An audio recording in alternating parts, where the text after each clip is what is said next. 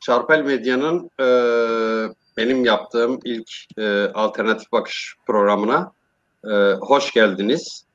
E, tabii ilk program olduğu için biraz heyecan da var. Umarım canlı yayın olduğu için de e, sürçülisan edersek affola.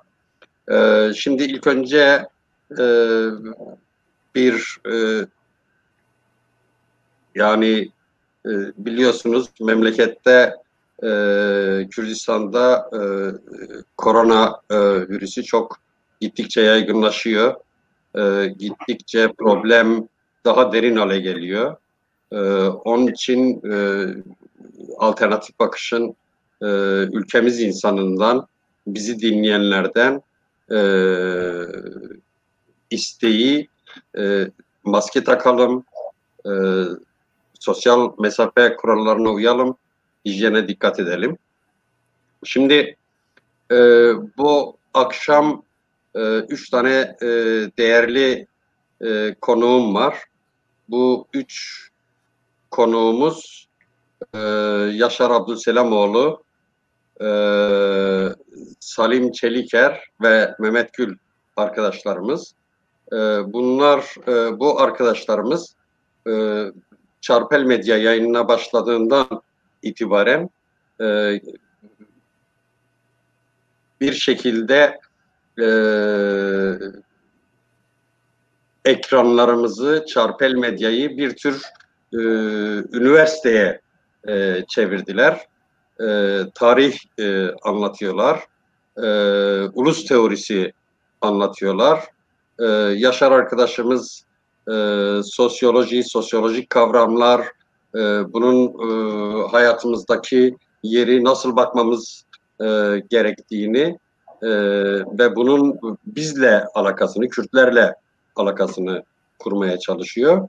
Ben de istedim ki ilk önce bu arkadaşlarla ilk programımızda bu tartıştıkları konuları bir değerlendirelim, bir bakalım bu konulara. Çünkü bunlar Kürtçe konuşuluyor. Şunu biliyoruz ki bu bizim bir gerçekliğimiz. Kürdistan'da e, Kürtçe bilmeyen, konuşmayan yığınla insan var.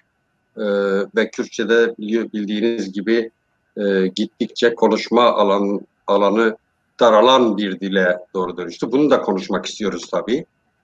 Nedir, nasıl çözümlenebilir, nasıl yaklaşılabilir bu tür konulara. Şimdi e, Edward Said'in şöyle bir sözü var. Jeopolitiğin belirlenmesi gerçeğe dayanmak zorundadır. Eğer o jeopolitikle ilgili e, gerçek yaşadığınız coğrafyadaki toplumsal yapıyla bir özdeşlik kuramıyorsa, onunla özdeşleşemiyorsa problemdir. Bunları tartışmak istiyoruz. Yani nasıl bir jeopolitikte yaşıyoruz, bu jeopolitiğin problemleri nelerdir? Bunlara bakacağız. Bu arkadaşlarımız tabii hani Kürtlerin gerçekliğini sosyolojik kavramlarla e,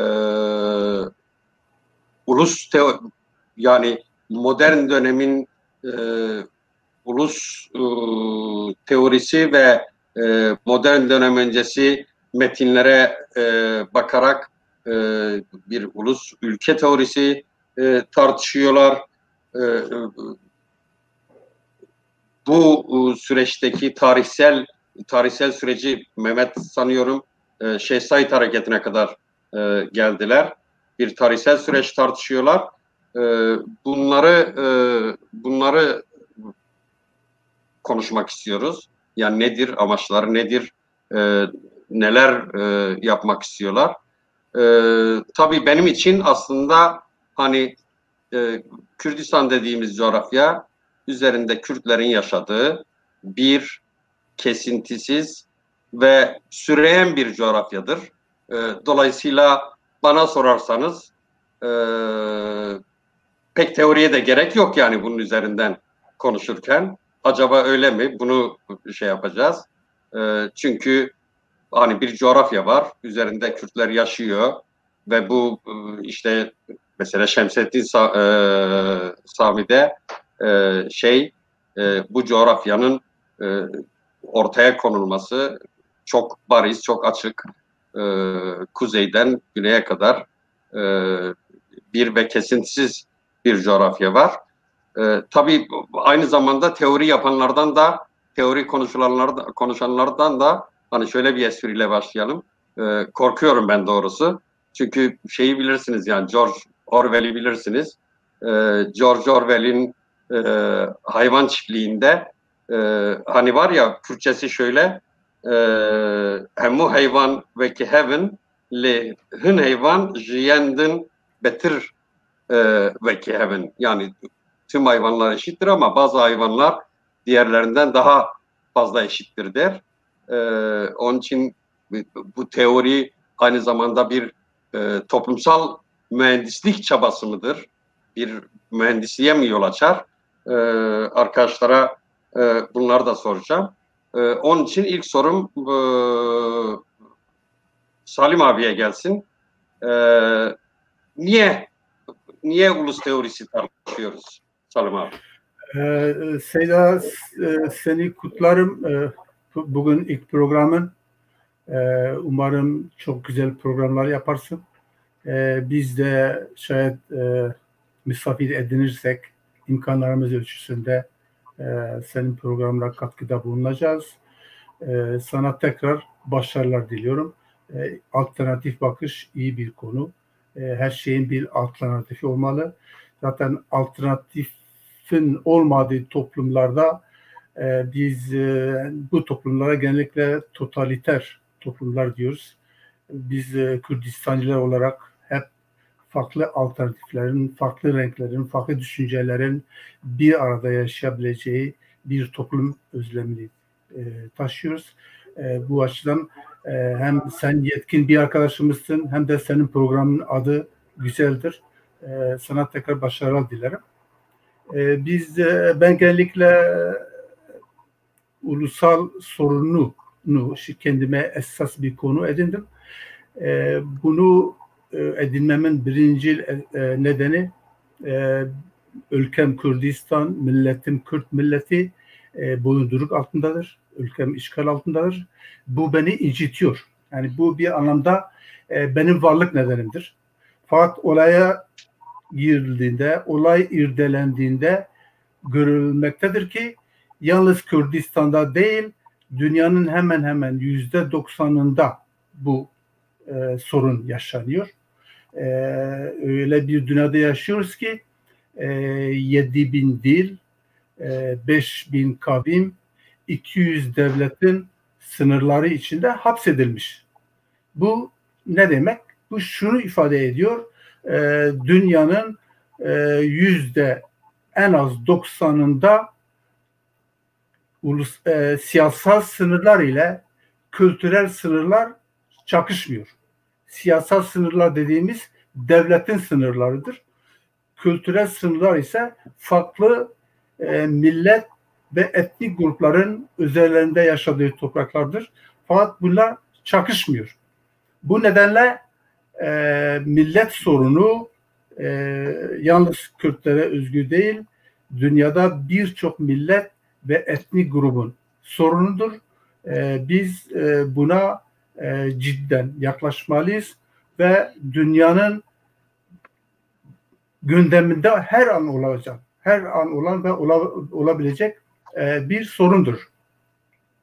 Bunun teorik boyutu ise şudur: yani biz insanlar olarak hep düşünürüz, kendi geçmişimizi, günümüzü kavramaya çalışırız ve bundan hareketle geleceğe yönelik önermelerde bulunuruz. Akademisyenler, bilim adamları bu konuyla ilgili iyi çalışmalar yapmaktadırlar. Bizim de görevimiz veyahut ilgi alanımız bunlardan yararlanmak, bunlardan farklı neticeler çıkarmak. Zaten millet sorunuyla ilgili takriben 9 tane farklı akademik disiplin bu olayı kendi gündemine almış ve bu konuda çalışmalar... Abi bu akademik disiplinleri hatırlıyorum. Bu akademik disiplinleri tartıştın. En sonunda bu tartışmanın sonunda dedin ki yani bu akademik disiplinlerin halbuki yani bunların çözümlemelerinin hiçbirisi aslında bize uymuyor. Yani dolayısıyla ulusal sorun hani biraz da ulus, ülke, millet bunlar her bir kendine özgü, her bir birimin kendine özgü sorunsallığını ya da çözüm yollarını doğuruyor. Onun için sordum yani hani niye tartışıyoruz? Evet, evet. Yani dediğin doğru. Zaten bizim de belki program içinde tartışırız. Dünden bugüne bizim bilgilenme sürecimiz, ideolojik yapılanma süreçlerimiz sorunlu olmuştur. Yani biz bu teorileri ele alırken, irdelerken kendi maddi yapımızı, toplumsal yapımızı esas almalı iken bazen şablonlara sıkıştırıyoruz kendi yapımızı ve bu sorun yaratıyor. Bu açıdan biz kendimiz olmalıyız. Akademisyenlerimiz kendi sorunlarımızı tartışmalı. Siyasetçilerimiz bunlardan neticeler çıkarıp programlaştırmalı ve giderek bunu yaşama geçirmeliyiz diye düşünüyorum. Evet.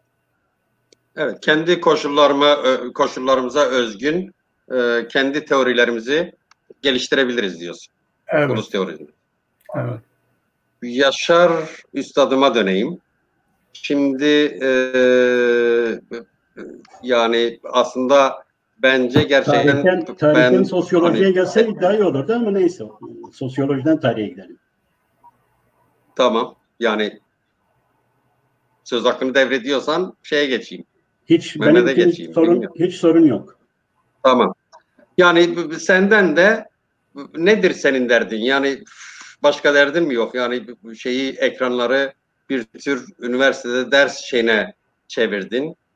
Yani ben gerçekten izlediğim zaman kendimi işte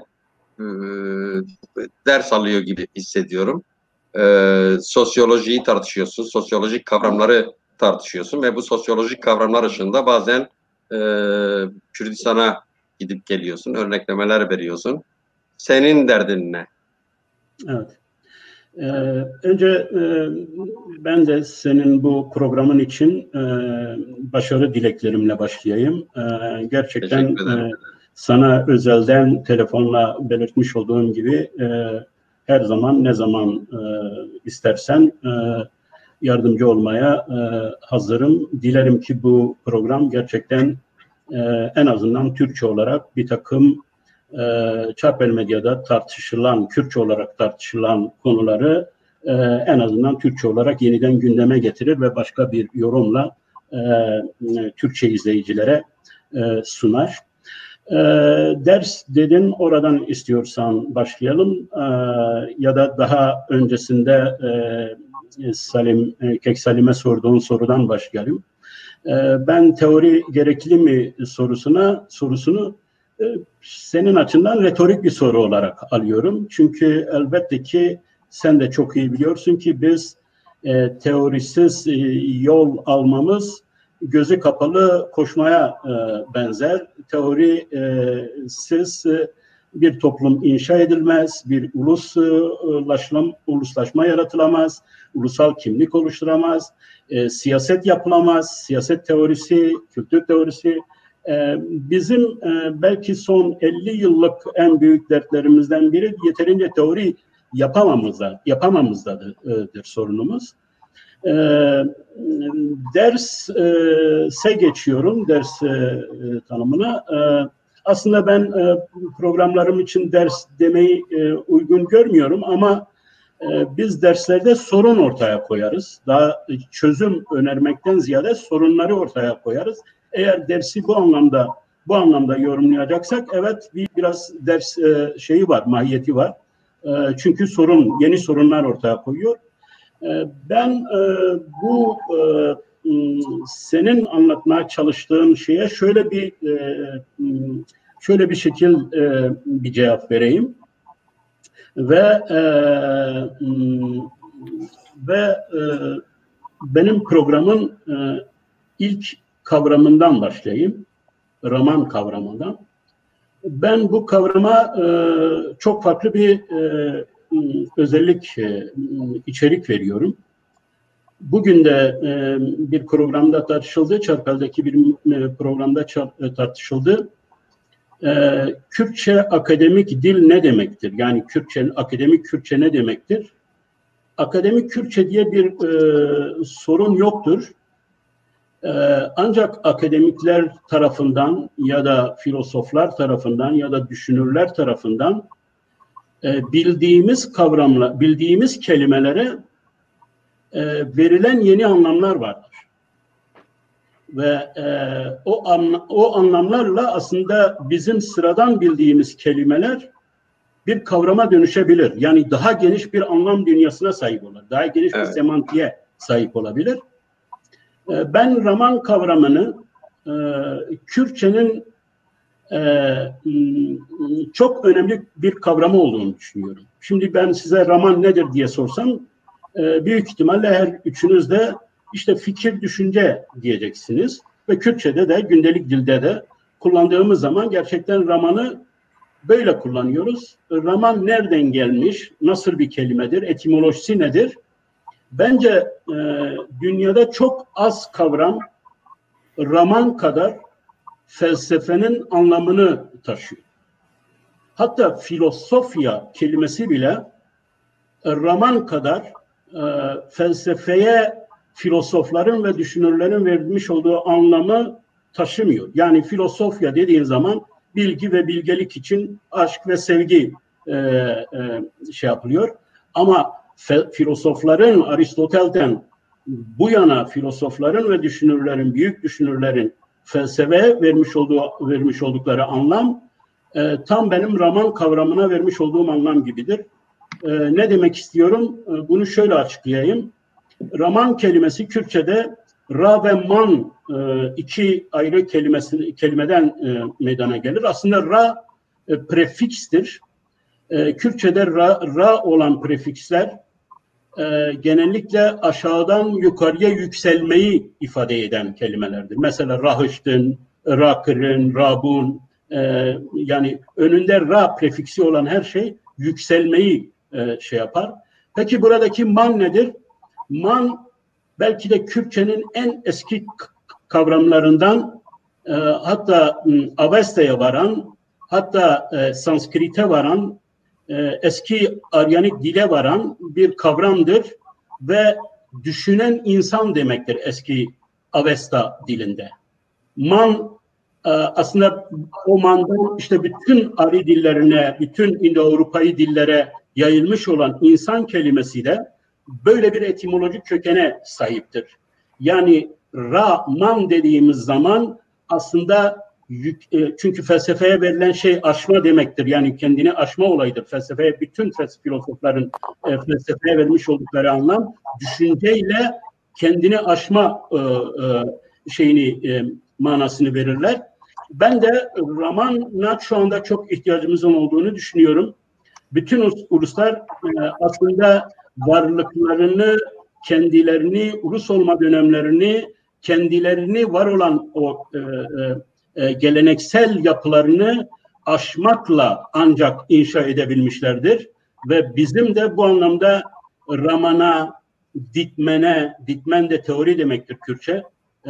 Yani bütün diğer İndo-Avrupa dillerde, İrani dillerde olduğu gibi bizim ihtiyacımız var. Neden ihtiyacımız var dersek, bir de şöyle bir argümanla şey yapayım, izah edeyim. Şimdi ben dün geleneksel cemaat üzerine bir program yaptım. Toplumdan farkı üzerine. Geleneksel cemaat döneminde, geleneksel sosyum döneminde aslında insanların belki de teoriye hiç ihtiyaçları yoktur. Çünkü biz geleneksel bir akıl var, geleneksel bir toplum var. Onun aklını biz özümseriz, onun içinde sosyalleşiriz ve zaten onu değiştirmek için değil, onu takip etmek için şey yaparız. Yani örf ve adet var. Bizim için önemli olan öyle yeni teoriler, dünyayı değiştirici şeyler değil. Bilakis dünyayı olduğu gibi muhafaza eden şeylere ihtiyacımız var. Ve bu anlamda da teoriye, felsefeye, belki geleneksel sosyumda, geleneksel cemaatte o kadar ihtiyacımız olmayabilir. Nasıl bir metaforla daha bunu izah edeyim. Özür dilerim Mehmet, vaktini alıyorum. Şal şapik kimiz vardı. Bizim yeni bir elbise, farklı bir elbise seçme gibi bir şeyimiz yoktu. Statümüze göre, toplumdaki sosyal statümüze göre bizim şal şapigimizin rengi, giyimi, biçimi belli olurdu ve biz yeni başka bir elbise giyemezdik. Ama şimdi yüzlerce elbise seçmeye gidiyoruz. Yine de bir müphemlik var. Acaba bu elbise tam benim özümü yansıtıyor mu? Tam hep böyle bir şey içindeyiz. Teori işte böyle bir dönemde sosyal yaşama bizim için lazım olan bir şeydir. Yüzlerce şu anda fikirler atılıyor ortaya, yüzlerce düşünceler atılıyor ortaya, yüzlerce ideoloji var, projeler var ve Kürtler, özellikle Kürtler üzerine çalışan binlerce strateji merkezleri var, okullar var. Kürtleri nasıl değiştirelim, hangi bilgiyle, hangi şeyle? İşte burada bizim ortaya çıkıp kendimize göre kendi teorimizi, kendi felsefemizi yaratıp ve işte senin şal şapığın budur. Bu topluma senin şal şapığın budur. En rasyonel olan senin için budur. Onu demek için teori ve roman yapıyorum ben. Evet. Teşekkür ederiz üstadım. Yani Salim abi dedi ki yani ulus teorilerini tanıtmamın nedeni dünyada ne teoriler tartışılıyor, bunlar neyi içeriyor ve biz şabloncu olmayalım. Her ulus aslında kendi hikayesini yazar. Bu hikayesine uygun teoriyi de oluşturmak gerekir. Yaşar Üstad da diyor ki sosyolojik kavramları kavramadan bunları bilince çıkarmadan aslında kendi gerçekliğimizi anlayamayız. Kendi gerçekliğimizi anlamamız için teoriye ihtiyacımız var. Fakat bakalım yani Mehmet'in derdine. Yani sonuçta artık öyle bir information teknoloji çağında, iletişim çağında yaşıyoruz. Anlattığın konuları internetten 2 tıkla, 3 tıkla hepsini bulmak mümkün. Bunlara ulaşmak mümkün. Sen niye zamanını tarihsel Kürtlerin tarihsel arka planındaki gelişmelerle uğraşarak geçiriyorsun Mehmet? Evet, teşekkür ediyorum. Aramıza da hoş geldin, başarılar diliyorum. Tabii şimdi sen bizi terletiyorsun, bir müddet sonra herhalde aynı şey senin başına da gelecek. Hocamın sosyoloji alanında, diğer hocamın, Salim Hoca'nın da teori alanında söyledikleri aslında bir tek şeyden kaynaklanıyor, o da gerçek bilim olan tarihtir. Yani yaşadıklarımız bizim gerçek halimiz. Eğer bilimi arıyorsak o da budur. İnsanlığın eylemi gerçek bilimdir. Bu bilimi bizim anlamamız lazım. Kürtler ne kadar bilimle karşı karşıyadırlar? Ya da bilim denilen şey, bilimsel denilen şey bizim hayatımızda ne anlama geliyor? Dikkat edersen sevgili Seyda, bizim dünden bugüne programımızın adı ama altında da bir şeyler var. Neler yaşadık? Bu çok önemli. Evet. Neler yaşadığını bilen bir insan geleceğine ilişkin yeni bir yol haritası belirleyebilir. Yani kendi kişisel hayatımızdan başlarsak, işte diyelim ki biz 60'lı yaşlara geldik. Eğer 70'i düşünüyorsak ya neler yaşadıktan hareketle bir hafızamız, arşivimiz ya da iyi bir bilgi birikimimiz varsa yaşlandık. Bundan sonra gücümüz, bundan sonra kuvvetimiz, imkanlarımız bunu el vermeye, bunu yapmaya el veriyor der ve ona göre bir strateji, taktik ya da bir işte tatilde gidip artık ya bizim yerimiz burasıdır diye düşünerek yatırımımızı oraya yaparız.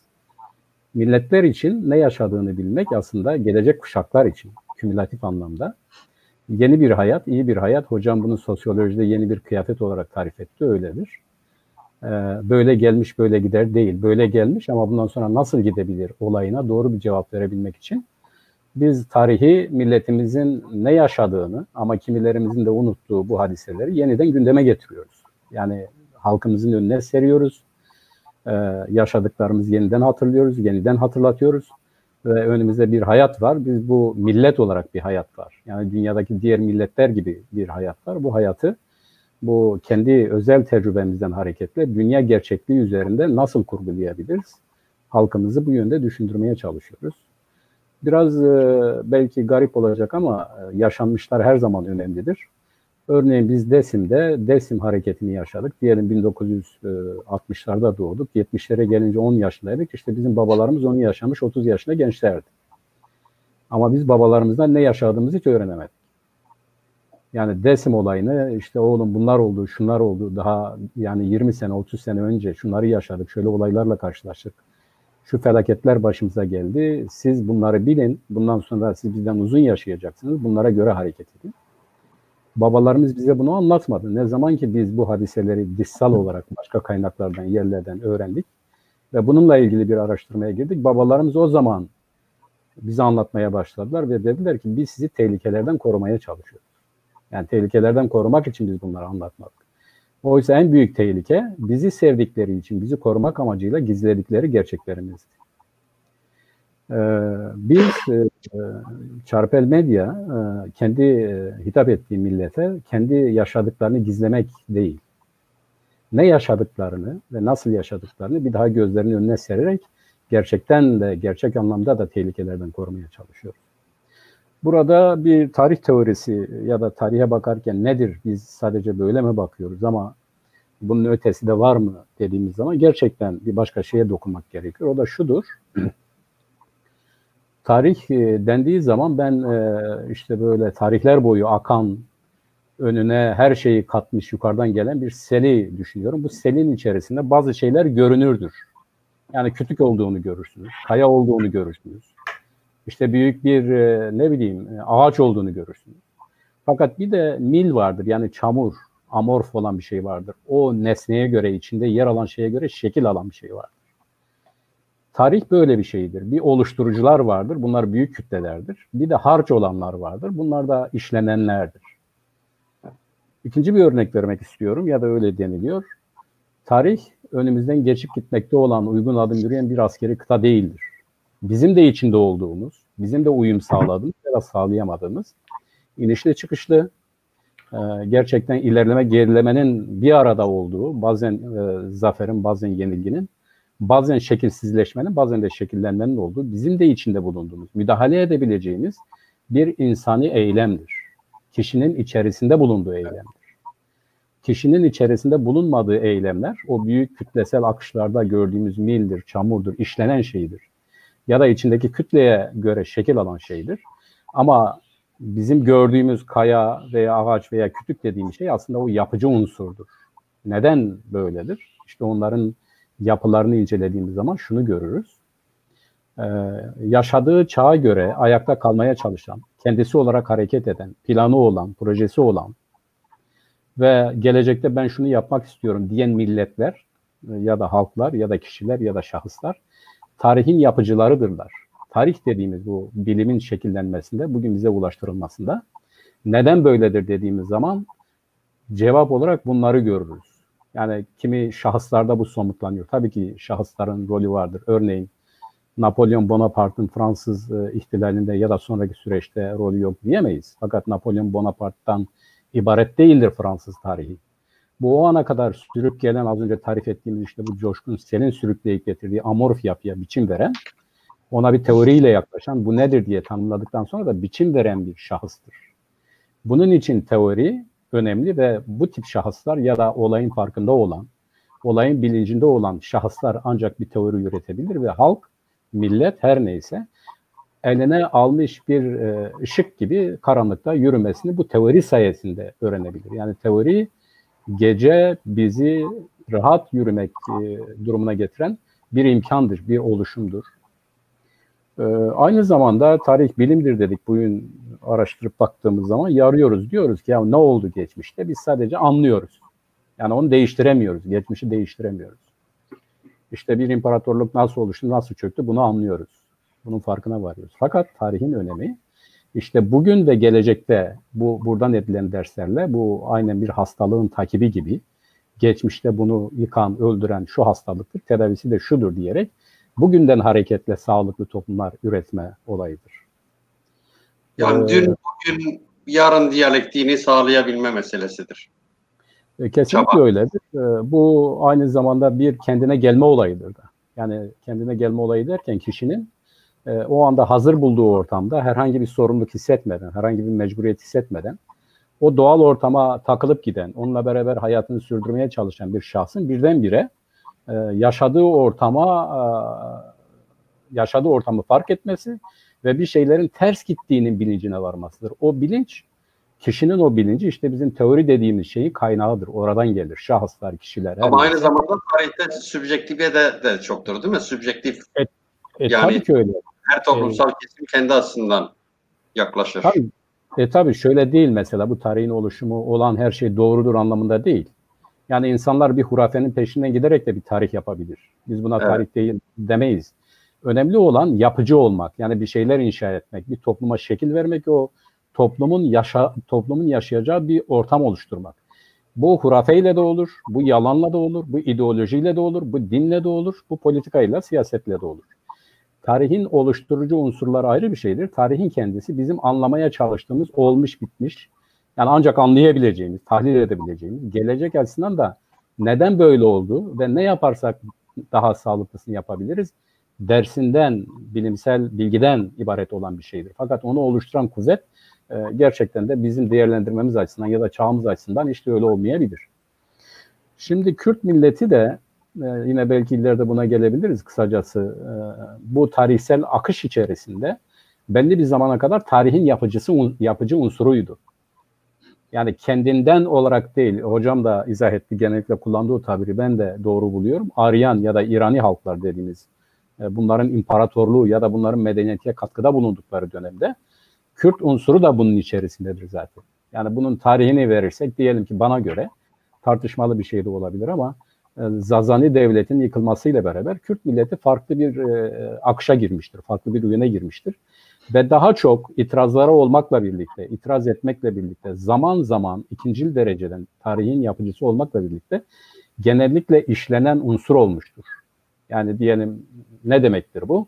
İşte İslamiyet'in hizmetinde olmuştur. Osmanlı İmparatorluğu'nu, Selçuklular Osmanlı İmparatorluğu, Şeridi ve benzeri takip edersek, öbür taraftan da işte Fars egemenlerinin ya da devletlerinin, bugün öyle tarif ettiğimiz kesimlerin, kuvvetlerin bir tür bileşeni, yedeği olmuştur. Yani onların tarihsel inşasında, tarihin inşasında onlar lehine, onların yararına ama kimi zaman kendisinde dikkate alındığı, kendisinin de var olduğu, kendisine de önem verildiği bir sürecin parçası olmuş.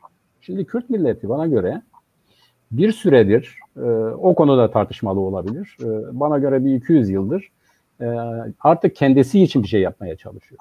Yani Kürt olarak bir şey yapmaya çalışıyor.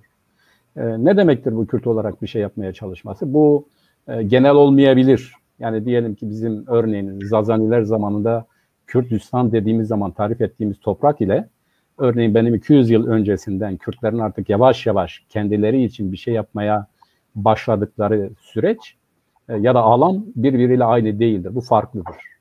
Yani bizimki biraz şuna benziyor. Giderek suyu kuruyan bir göle benziyor Kürdistan. Zaman ilerledikçe, zaman yani günümüze doğru geldikçe bu gölün suyu çekilmiş ve gerçekten biz kendi toprak anlamda kendi yurdumuzdan epeyce daralmış bir alana sıkışmış durumdayız. Şimdi Kürt milleti bu dar alanda, bu sıkışmışlık içerisinde yeni bir medeniyet, yeni bir gelecek oluşturmaya çalışıyor. Bunun unsurları nelerdir? Bu yakın tarihin, yani Kürt milleti olarak hareket etmeye başladığı bu yakın tarihin unsurları nelerdir dersek, bunu ben yine kümülatif bir bütün olarak ele almıyorum. Yani bazen bölgeseldir. Bunun ulusal niteliği ise bütün ulus için belli şeyler önermesidir. Diyelim ki Revanduzlu işte Abdurrahman Paşa dedi ki ya biz devlet istiyoruz. Kürt milleti adına Osmanlı'dan belli taleplerde bulundu. Bunu çeşitli biçimlerde değerlendirebiliriz. Yaşar Hocam sosyolojik olarak ele aldığı zaman farklı sonuçlara varabilir. Bir tarihçi ele aldığı zaman farklı ama bir Kürt mücadelesi ya da Kürt milleti açısından bu ne anlama geliyor dediğimiz zaman, bugünden baktığımız zaman ama örneğin kurgu da olabilir. Bunu değerlendirmek başka bir şey olabilir. Ben bu noktada farklı düşünüyorum. Diyorum ki bunlar ayrı ayrı da olsa, farklı yerlerden de olsa bunların milliliğini, Kürt milletinin tarih inşasını ya da Kürt milletinin gerçek yani, değil mi? Evet, gündeme getiren olaylardır. İki kaynağı var. Yani bunu zaman geliyorsa hemen kesebilirim Seyda. Lütfen beni uyar. Bu yani tabii benim şansıma şöyle bir şey var. 3 konuğum da aslında uzun uzun konuşabilen insanlar. Vallahi. Bir taraftan rahat. Şimdi ben pratiğini, yani ben işin teori kısmını bırakayım. Burada iki unsura özellikle dikkat etmek istiyorum. Yani millet olarak da ben bunun böyle bakmanın önemli olduğuna inanıyorum. Bu bir inançtan da ibaret olabilir. Yani hocam değerlendirir, der ki valla Mehmet seninki sadece bir inançtır. Sosyolojik olarak ben bakıyorum bunu tam tarif edemiyorum diyebilir. Ya da Salim Hoca baktığında der ki evet bu tam ulustur, işte ben diyorum ki Kürt ulusu ulustur, bak buradan başlamış ya da daha geriden de başlatabilir diyebilir. Fakat ben bunu iki tane objektif unsura dayandırmak istiyorum. Birincisi, yani 1800'lere geldiğinde biz artık yeni bir dünyayla karşılaşmışız. Yani 17. 16. yüzyılda, yani 1680'lerde 90'larda giderek dünyaya yayılan, yeni bir modalite oluşturan kapitalizmin gelişmesiyle beraber yeni bir insan modeli, yeni devlet ve yeni biçimler ortaya çıktı. Bu bizde gerçekleşmese de 1789 Fransız devrimiyle beraber dünyada millet diye bir kavram vardı. Bunu biz de biliyorduk. Yani Abdurrahman Paşa da biliyordu bunu. Yani Fransızlar milli devlet kurdu. Ya da başkaları millilik peşinde. Artık bir yerine biat etmek değil. Yani biz milletiz, Kürdüz. Bizim de bir devletimiz olmalı gibi. Yeryüzüne yayılan yeni bir fikrin Kürdistan'daki yansımaları olarak görüyorum. Hepsi böyle düşünmüyor. Yani Ahmet Halide de devlet fikri var. Mehmet. Ahmet Halide de devlet fikri var yani. Ona ama şimdi şu, bak şimdi devlet fikri olması ayrıdır, milli devlet fikri olması ayrı bir şeydir. Ama yani Kürtlerin, hani Kürtlerin ittifak etmesini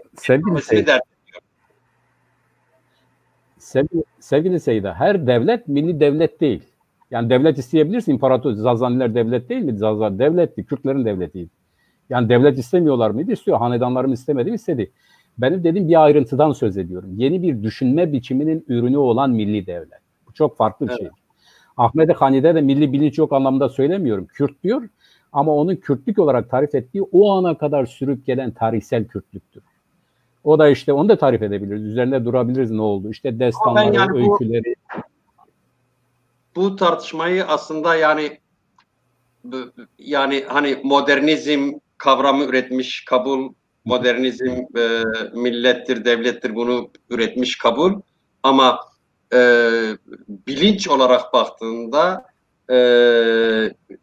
millet olarak baktığında aslında daha önceden devlet talebi, yani millet olarak devlet talebi var yani. Onun tartışmayı ben çok görmüyorum. Yani tabii siz öyle bakabilirsiniz. Normal, gayet normal. Dedim ya, o tartışma alanıdır. Öyle bakabiliriz. Evet. Yani onun da verileri vardır. Burada bir spesifik bir alana giriyoruz. İkincisi de şudur. Yani ne demektir bu? Sizin dile getirdiğiniz talepler nedir? Yani mesela dersiniz ki valla genelde bir millet adına mıdır? Yani bir millet olarak mı bir talepte bulunuyorsunuz? O millet duyar duymaz ayrı bir şeydir. Ya da gerçekten siz bir mirsiniz ya da belli bir bölgenin padişahısınız ya da belli bir yapının paydaşısınız. Talepleriniz onunla mı ilgilidir? Yani onun için diyorum bu spesifik alanda başka bir. Fakat Ahmet Hani, şimdiden onu söyleyeyim. Kürt milli bilincinin oluşmasındaki katkılardan biridir. Yani o bir deredir. Onu öyle göreceksin. Yani onu da o şekilde ben değerlendiriyorum. Daha da izah edebilirim. Yani ulus girdileri nelerdir? Bir millet girdileri nelerdir? Bir millet nasıl teşekkül eder? Bu ayrı bir şeydir. Fakat bir milletin tarihine baktığımız zaman milli özellik taşıyan, yani adeta ulus adına düşünen, hepsinin henüz fark etmediği, kendisinin fark ettiği ve gündeme getirdiği ve onu izah ettiği unsurlar, olaylar veya itirazlar başka şeyler. Tarih oluşumu içerisinde Kürt milli bilincinin, Kürt milletinin oluşumu süreci içerisinde birçok unsur vardır. Fakat belli dönemler içerisinde bunların tanımını biz milli olarak yapamayız. Bu millilik de belli tarihsel olarak bir tarihi vardır. Bir doğumu vardır, bir şekillenmesi, gelişmesi ve nihayetinde bir ölümü olacaktır. Ben şimdiden herhalde burada keseyim Seyda, seni zorlamayayım. Evet, evet. Yeniden bana söz verirsen yine konuşacağım. Yani şimdi ama hani seyirciler tabii bana hak verecekler. Yani gerçekten iş konuğumda bu bir taraftan da rahatlık tabii. Yani çok tabii, fazla işte uğraşmana gerek yok. Çok fazla lafı kerpetenle almaya gerek yok. İş konuğumda bırakırsan uzun süre konuşabilirler. Evet. Şimdi ben Salim abiye döneyim. Şimdi şöyle bir şey yapalım. Yani 100 yıl önce Kürdistan'da millet açısından yani durum neydi? Teorik olarak da durum neydi? Yani biliyorsunuz bugünlerde çarpel medyada sık sık Sevr tartışıldı. Sevr tartışılırken haritalar gündeme geldi. Sevr'in dönemi, ne tür tartışmalar olmuş, bunlar gündeme geldi. Bunu sana yani milli bilinç anlamında soruyorum. Sonra Yaşar'a 100 yıl önceki sosyolojik mekanizma, sosyolojik özellikler neydi diye soracağım. Mehmet'e de bir şey sormayacağım çünkü çok uzattı. Ama ben söyleyeceklerim var bak. Ben buraya bu söyleyeceklerimi söylemem lazım. Tamam. Hani bu periferi var ya, niye böyle oldu? O çok önemli bence. Tamam. Tamam, yani olmasa bir program daha yaparız. Salim abi buyur. Hiç sorun değil ama arkadaşlarım benim yerime konuşabilirler, hiç problem değil. Aynı yolun yolcusuyuz zaten. Tamam. Teşekkürler Seyda. Girmeden önce sen demin Google'da bahsettin. Bu konuştuklarınızın hepsi bir tıkla insan Google'da öğrenebilir. Sizin derdiniz ne diye. Aslında biz Kürtler açısından önemli olan yorumdur. Yani olgulara Kürdistani bir perspektifle yorum getirmek. Son dönemlerde özellikle son 15 yılda Katalanya'da Katalanizm diye bir sözcük, bir begrep geliştirilmiş. Katalanizm nedir Katalanizm? Bütün olaylara Katalanya penceresinde bakmak, Katalanya penceresinde olayları yorumlamak. Biz de kanımca Kürdistanizm diye bir kavram yaratabilmeliyiz. Bütün olaylara Kürt milleti ve Kürdistan gerçeğinden hareketle yaklaşmalıyız. Bu bizim için şu güne kadar böyle bir kavramın oluşturulmaması, yaşamımıza yer edinmemesi kanımca bir eksikliktir. Ve bunu birinci derecede Katalanya'da olduğu gibi yapacak olan akademisyenlerimizdir. Yani görebildiğimiz kadarıyla bazı akademisyenlerimizi bir kenara ayırırsak genellikle akademisyenlerimizin çoğunluğu tarafsız bir yaklaşımla Kürt ve Kürdistan meselesini ele alıyorlar. Burada bir yanlışlık var. Bilim tarafsızdır. Tarafsız olması gereken bilimdir. Fakat bilim adamı tarafsız olamaz. Bilim adamını kendi inceleyeceği, tartışacağı, yorumlayacağı olguyu kendisi seçer. Ve Kürdistani bilim adamlarının da ilk etapta ele alacakları, yorumlayacakları ve maddi gerçeklerimizle uyuşan neticeler çıkarması gereken olgu Kürdistan olmalı. Bu Kürdistan ve Kürt milleti bunların inceleme alanı içinde olmalıdır. Demin Yaşar Hoca yine teorinin önemini abi sorumuza gelsek. Evet. Yani o Ahmet Hani konusunda bir iki sözcük söylemek istiyorum. Yani gerçekten bu bizim için temel bir sorundur.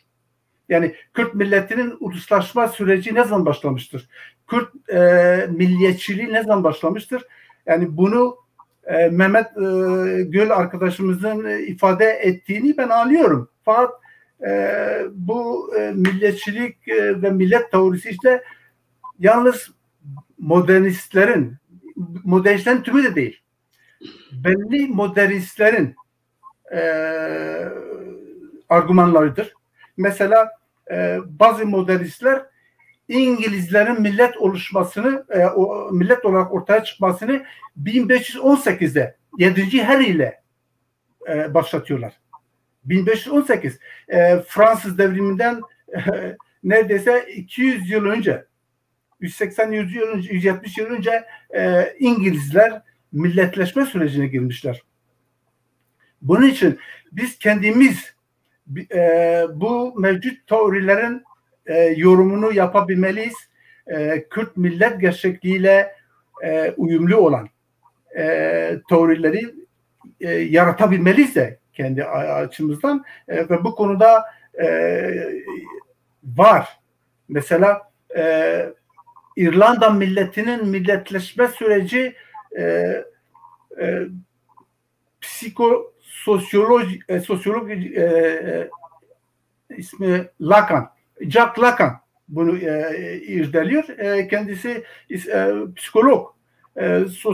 Sosyal psikoloji çerçevesinde olayı irdeliyor ve kişilik ile kimlik ile olayı tanımlıyor. Bir millet kendisini tanımlandığından itibaren milletleşme süreci, yani milliyetçilik süreci başlamış demektir. Ondan önce hayali cemaat mi abi? Yok, hayali cemaatler her zaman vardır. Şudur, ondan önce başkaları onları tanımlıyor. Mesela Kürtler antik çağda başkaları tarafından tanımlamış. İslam döneminde 11. yüzyıla kadar Kürtleri başkaları tanımlamış. Ama kendisi için millet olmak, kendi kendini tanımlamak. Evet, yani evet. Milli bilinç, milliyetçiliğin başlangıç süreci. Tabii bu gelişiyor. Bunun gelişim süreci yılları alıyor, yüzyılları alıyor. Yani bu konuda bence kendimizi kalıplara sokmadan kendi millet gerçekliğimize uyumlu bazı önermelerde bulunabilmeliyiz. Senin soruna gelince yani 100 yıl abi önce... Yalnız bir şey söyleyeceğim. Ya bence gerçekten yani modernizm sonrası millet tartışmasıyla yani hani kapitalizmin şafağında doğmuştur uluslar. Ulusal devletler olmuştur. Bunun kavramlaştırmasıyla senin söylediğin kavramlaşmanın günlük hayatımızda pratik karşılığı bence yok. Yani bir şey değiştirmiyor. Kürtler var. Var. Kürdistan'da yaşıyorlar. Var. Bize halen millet değilsiniz diyorlar. Bize milliyet, hayır ama yani etnik grupsunuz diyorlar. Yani o konuda yani siyasi bağlamda bunun siyasi bağlamda bunun anlamı var. Abi bir Kürt düşün. Bir Kürt yurtseveri, Kürt milliyetçisi düşün. Pekala şey gibi düşünebilir. Pekala yani modernizmin kavramlarıdır. Ulusal devletler ve Fransız devriminden sonra oluşmuşlardır. Millet kavramı da, ulus dediğimiz kavram da o zaman oluşmuştur. Bunun senin söyleminle günümüzdeki pratik çözümlemeleri açısından bir çatışma alanı yok bence. Yani sadece teorik bir tartışmadır abi. Yani senin gibi söyleyen bir Kürt de olabilir, Mehmet gibi söyleyen bir Kürt de olabilir. Bu bence bir akademik tartışmadır yani. Ben öyle bakmıyorum. Yani Mehmet'in söyleminde biz işte 200 yıl önce millet değildik. Evet. Mehmet milletleşme yani modern anlamda millet değildik diyor. Abdurrahman Paşa ile başlatıyor 1806. yılında başlatıyor. Fakat bakıyoruz ki hem teoride hem de pratikte yani Amerika'nın milli devletliği oluşturması 1776 Fransız devriminden öncedir. Yani İngilizlerin o bir periyottur yani. Hani tabii, modernizm bir periyottur yani. Sanıyorum 1600'lerin yani sosyolojik olarak belki Yaşar hani daha iyi bilir. Dönemleri şey yapmayı, ayrıştırmayı bir şey diyemeyeceğim. Abi bir sorumuza gelelim. Yani evet. Sence sorumuza geçelim mi? Evet geçelim. Yani bu yani bir programda bunlara çözüm bulacak durumda değiliz. Akademik bir tartışma. Bence sen de akademik tartışma olmadığını düşünüyorsun. Saygı duyarım. benim 100 sene önce siyasi sonuçları var. Yani bunun siyasi sonuçları var. O açıdan önemlidir bizim açımızdan. Bir de o milli bilincin bizim günümüzde milliyetçiliğin anlamı ne? Önemi ne? Yani o konuda da farklı düşünüyoruz mesela Mehmet'le. Evet. Biz bunları zaman geldikçe tartışırız. Evet. Yani Mehmet genellikle sınıf perspektifiyle olaya yaklaşıyor. Ben saygı duyuyorum onun bu düşüncesine. Ben de daha önce öyle yaklaşıyordum. Yani senin soruna gelelim Seyda. Peki. Gelelim. Abi sorum 3 sene önce durum neydi? Nasıl bir millet anlayışı vardı? Evet. Yani Kürdistan'da biz 100 yıl önce şey yaparken, 100 yıl geriye giderken işte Türkiye'de Tanzimat dönemi başlamış. Mirlikler yok artık. Kürdistan'ın otonom yapısı ortadan kaldırılmış. Türk sömürgeciliği artık idari, siyasi ve ekonomik olarak Kürdistan'a girme sürecini başlatmış. Bu tabii Kürdistan'da büyük tahribatlara yol açıyor. Zaten mirliklerin yok edilmesiyle birlikte biz Kürdistan'da aşiretçiliğin boy gösterdiğini, çünkü mirlik sistemi Kürdistan'da stabil bir düzenin oluşması, güvenliğin, ekonomik gelişmenin, sosyal gelişmenin, Kürt dilinin, medreselerinin gelişmesi ve bu anlamda Kürdistan sosyolojisinin giderek gelişmesi anlamındadır. Bu yıkılınca bunun tahribatları yaşamın her alanında baş gösteriyor. Artık güvenlik kalmıyor. Ekonomik gelişme kalmıyor. Medreseler giderek öğün veremez duruma geliyor. Bu giderek artık biliyoruz zaten aşiretçilikle birlikte yeni farklı bir süreç başlıyor. Kürdistan sosyolojisinden farklı değişimler oluyor. Bu siyaset alanına sirayet ediyor. Din olgusu ve özellikle Nakşibendilik boy veriyor. Ve biz zaten bu son 100 yılın ulus hareketlerini, ulusal hareketleri de artık bu çerçevede giderek değerlendirmeye başlıyoruz. Evet. Üstad, Yaşar Üstad sana gelelim. Yani bu 100 sene önceki sosyolojik, sen de o tartışmaya girecek misin yoksa? Seyda, o tartışmaya gireceğim. O tartışmadan önce birkaç not hocam düşmek istiyorum. Bu notlardan birisi yani bizim bu Z kuşağından senin bu programı izleyen olmaz. Çünkü çok ağır gidiyor. Onlar çok hızlı şeyleri seviyorlar. Biliyor musun? Evet. Yani biraz şeyi hızlandırman lazım. Tempoyu biraz hızlandırman gerekiyor. Ben şimdi birkaç notla şey yapayım.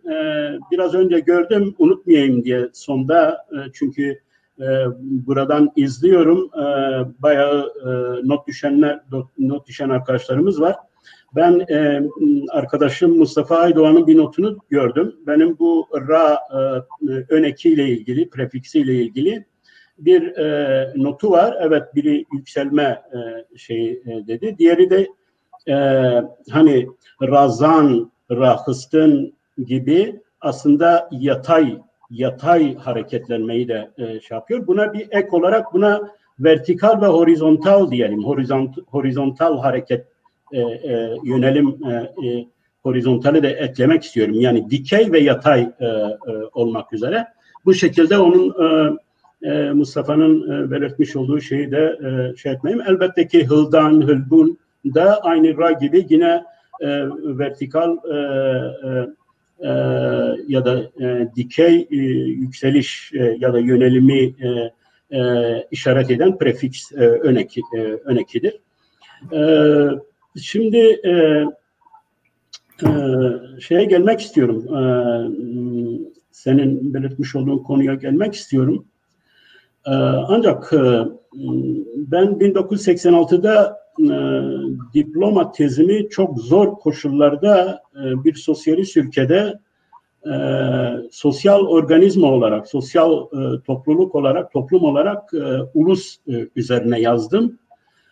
Çok zor kabul gören bir şeydi, bir tezdi. Yani hatta böyle bana garip bakıyorlardı. Yani nasıl olur şimdi sosyalist bir toplumda ulus sorunun çözülmüş olduğu bir toplumda sen ulus üzerine yazıyorsun, ulus teorileri üzerine yazıyorsun ve çok geçmeden birkaç yıl sonra ama ya o Kürt çocuğun yazmış olduğu şey nerede onu bir bulalım ve ben çok sonradan gidip işte bizim kürsüde o tezimi ararken ki 3-4 şeydi, eksemplar 3-4 şeyi vardı, adetti. Hiçbirini bulamadım. Yani doğrusu oradan çalmışlardı. Şunu demek istiyorum. 40 yıldır ulus teorisi üzerine çalışıyorum. Bu programda ulus teorisini tartışmayacağım. Neden tartışmayacağım? Çünkü sorun böyle ideolojik bu şekilde tartışmalarla çözülebilecek bir sorun olmadığını düşünüyorum. Ben nasıl 40 yılda bu ulus anlayışıma varmışsam sosyoloji eğitimimle, çalışmamla aslında ortaya koyduğum bazı derslerle de ya da programlarla da sorunun yavaş yavaş kendiliğinden bizim toplumumuzda, bizim kamuoyumuzda yavaş yavaş bir kabul göreceğini düşünüyorum. Hatta dünkü programımda, cemaat ve toplum programında aslında orada ne yazık ki iki önemli noktayı şey yapamadım çünkü vaktim olmadı. Bunlardan biri cemaat ve toplum ya da gelenek ve modernite zamanında ulus nasıl bir durum alıyor ya da ulus nasıl bir rol oynuyor şeyindedir. Ben işin başından beri ulusun bir öyküsünün olduğunu düşünüyorum. Yani Kürtlerin ulus öyküsü Kava'nın o kurtardığı ve dağa gitmelerine, özgür olarak dağa gidip Nevroz ateşini yaptırdıkları Firdevsi'nin şahnamesinde ve Şerefname'nin şerefnamesinde çok güzel bir şekilde anlatılan o öykü Kürtlerin artık bir ulus olma öyküsünün başlangıcıdır. Bunu Şerefname aslında bir Kürt ulus projesidir. Bir Kürt ulus projesidir. Kürdistan'ı sınırlarını çizmiştir, Kürdistan'ı kurmuştur ve Şerefname'den sonra bak burada Ahmed Kanı'yı da demiyorum. Ahmed Kanı'nın elbette ki devlet istemesi de ulusal bir şeydir ama bu çapta bir ulusal proje sadece Şerefname'de var. Bunu söyleyeyim. Hala bile Kürt ulusalcılarının Şerefname'deki o Kürt ulus fikri, Kürt ulus fikrine sahip olmadıklarını düşünüyorum. Bu tartışmaya girmek istemiyorum ama soruna geleceğim. Evet, 19. yüzyılın sonu, 20. yüzyılın başlarında alo, sesimi alabiliyor musunuz? Geliyor, ses geliyor. Tamam. Ses geliyor. Başka bir ses duydum da ondan dolayı şey yapıyorum. Şimdi 20. yüzyılın başlarında artık gelenekten çözülmüş, cemaatselliklerden çözülmeye başlayan ve yeniden bir toplum olma olayına yönelik ulusalcılığa, ulusal milliyetçiliğe düşen yeni tarihsel bir dönem var. Ve bu modernite dönemidir. Ve burada aslında bu işin teorisiyle aslında yani Kürtler o zaman nasıl bir ulus teorisi biçimlendirmeye başladılar. Elbette ki bu Türk milliyetçiliğinin de gelişmesinin etkisiyle olan bir durumdur. Osmanlı'da Tanzimat'tan sonra Balkanlardan gelen bir ulus teorisinin de etkilenmesiyle, karşılıklı etkileşimiyle gelen bir durumdur. Zaten o ulus teorilerinin epistemolojisine baktığımız zaman birbirlerinden çok büyük ölçüde yararlanmışlardır. Ama aynı zamanda modernite, toplumsal sözleşmeyi de ortaya çıkaran bir şey değil mi? Evet. Şimdi burada özellikle hani Kürt Tali Cemiyeti'nin kurulmasında belki hani İngilizlerin İstanbul'u almasının bir etkisi var. Orada bir politik etki var ama genç Kürtler diye bir kategori olduğunu ortaya koymamız lazım. Genç Kürtler bu Kemal Fevzi'dir, Menduh Selim'dir, Celalet Bedirkan'dır. Bunun gibi bir grup vardır ve bunlar hiçbir zaman artık Osmanlı olarak kendilerini düşünmek istemiyorlar. Kürdistan ulusal teorisini yaratmaya çalışıyorlar, kurmaya çalışıyorlar ve bu özellikle Kemal Fevzi'nin Jin dergisindeki yazıları bu konuda bugüne dahi ışık tutabilecek yazılardır, teorik yazılardır. Ve bizim bu tartıştığımız konu ulus var mıdır yok mudur meselesinde de çok ciddi bir sorusu vardır. Şöyle bir soru sorar.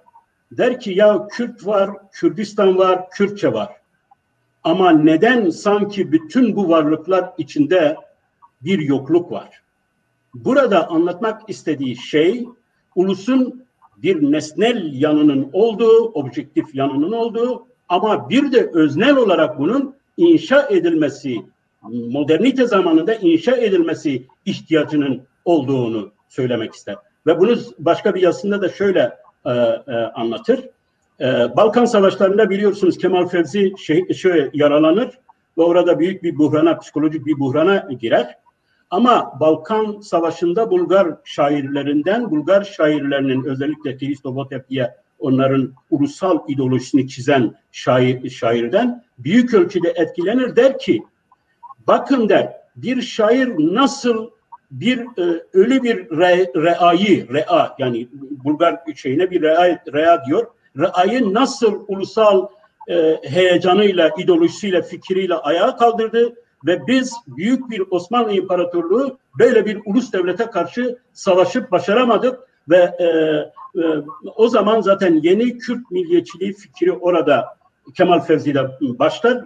Çok gençtir, 16-17 yaşındadır o zaman o savaşa gittiği zaman ve şunu der ki aynı ulusal vicdan bizim Kürt milletinin içinde vardır. Ama bizde eksik olan işte o şair gibi, o Bulgar ulusal şairi gibi şairlerimizin gidip milletimiz içinde bu fikri yaymaması, bu fikri telkin etmemesi sorunumuz vardır. İkinci başka bir şey, bu ulusalcılığın başka bir ayağı, ona kültürel milliyetçilik belki diyebiliriz. Çünkü bu Kemal Fevzi'de ve Menduh Selim'de olanlar, Celadet'te olanlar o zaman, hatta Celadet'te o zamanı olan siyasal milliyetçiliktir. Yani ideolojik milliyetçiliktir. Ulusu yeniden modern bir toplum olarak, devlet olarak kurma milliyetçiliğidir. Ama ondan öncesinde Halil-i Hayali kültürel milliyetçiliğin teorisyenidir.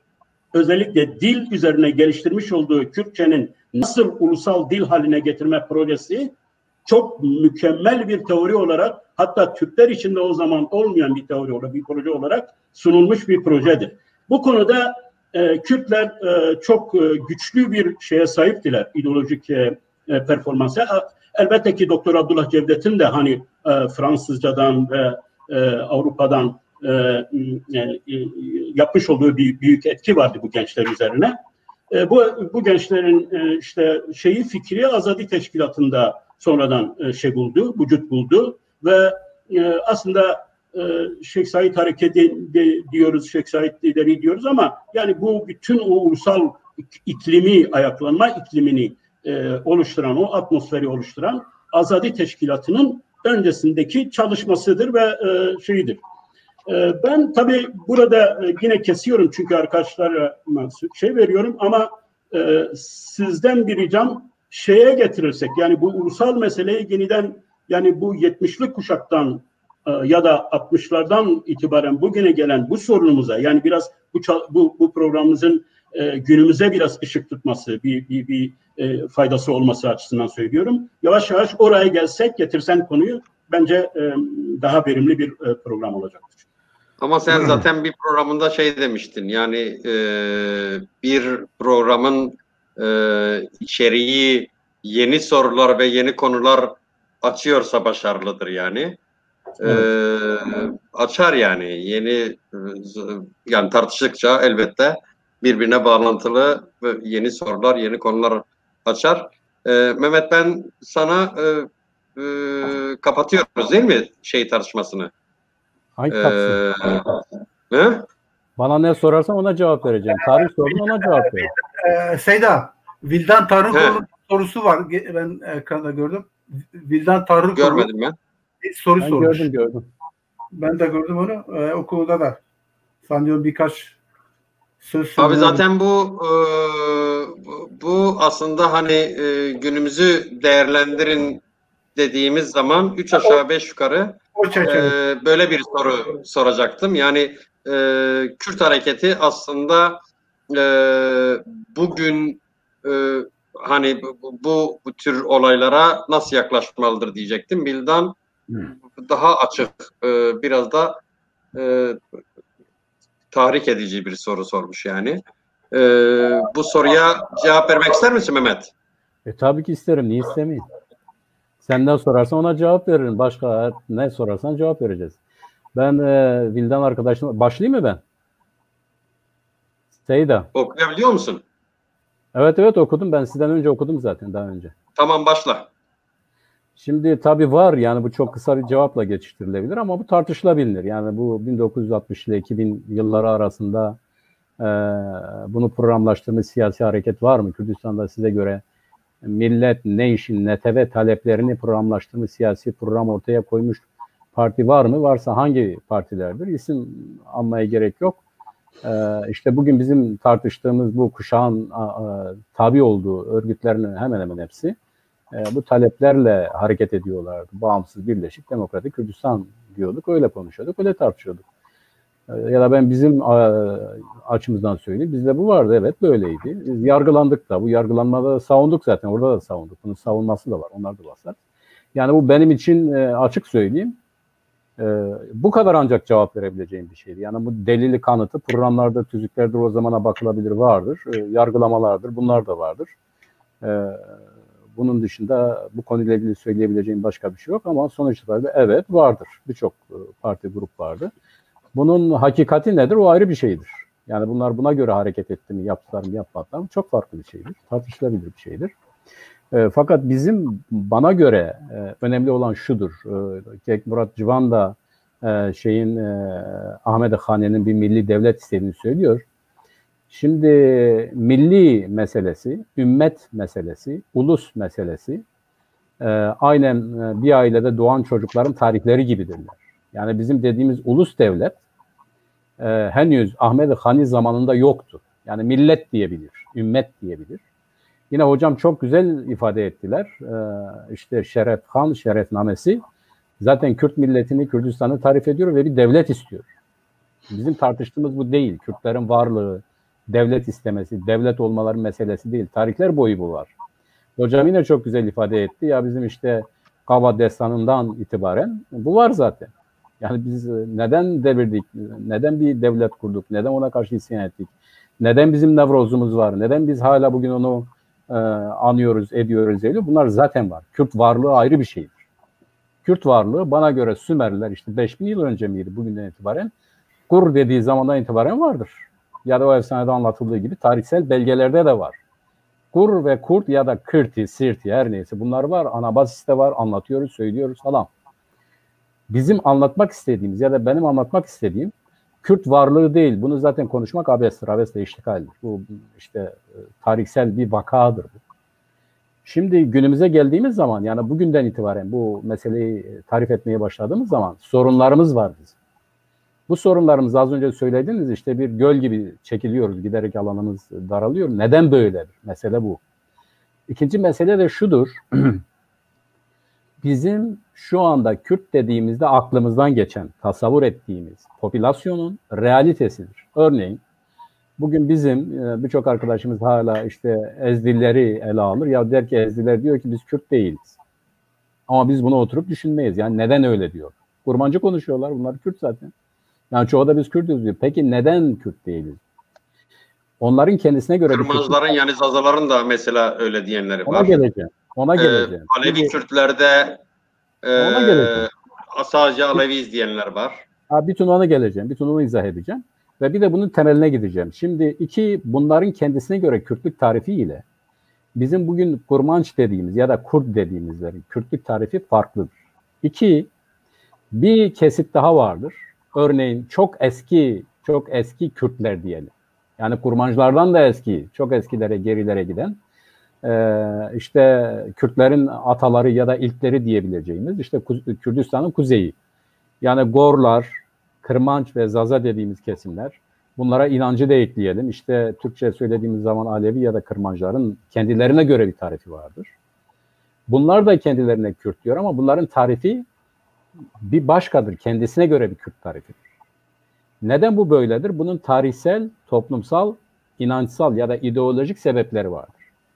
Örneğin bugün Batı'ya git, Kürtlere baktığı zaman der ki İstanbul'da yani Kürt milli davasını takip edenler İstanbul'da bir avuç bürokrat olan ya da bir avuç aristokratın elinden Sevr Anlaşması ile beraber Dersim'e kaydı. Artık Dersim o zaman Kürt milliyetçiliğinin esası olmuştu ya da birincil dereceden önemli bir merkezi olmuştu. Fakat diğer Kürtlerle birleşmeye geldiği zaman, diğer Kürtlerin bu milli harekete katılmasına geldiği zaman hala çok ciddi sorunlar vardı. Bu bizim tarihimiz. Bugün de böyledir. Yani bugün de bunları yaşıyoruz.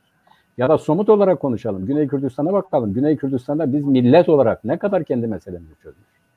Onun için ben burada millet aynı zamanda bir inşadır ve bu inşa da aynı zamanda bir teori ve pratiktir. Formülasyondur. Burada bizim farklılıklarımızı yani her birinin kendisini nasıl tarif ediyorsa öyle kabul ederek bir Kürt milleti inşasıyla karşı karşıyayız. Bunu görmemiz lazım.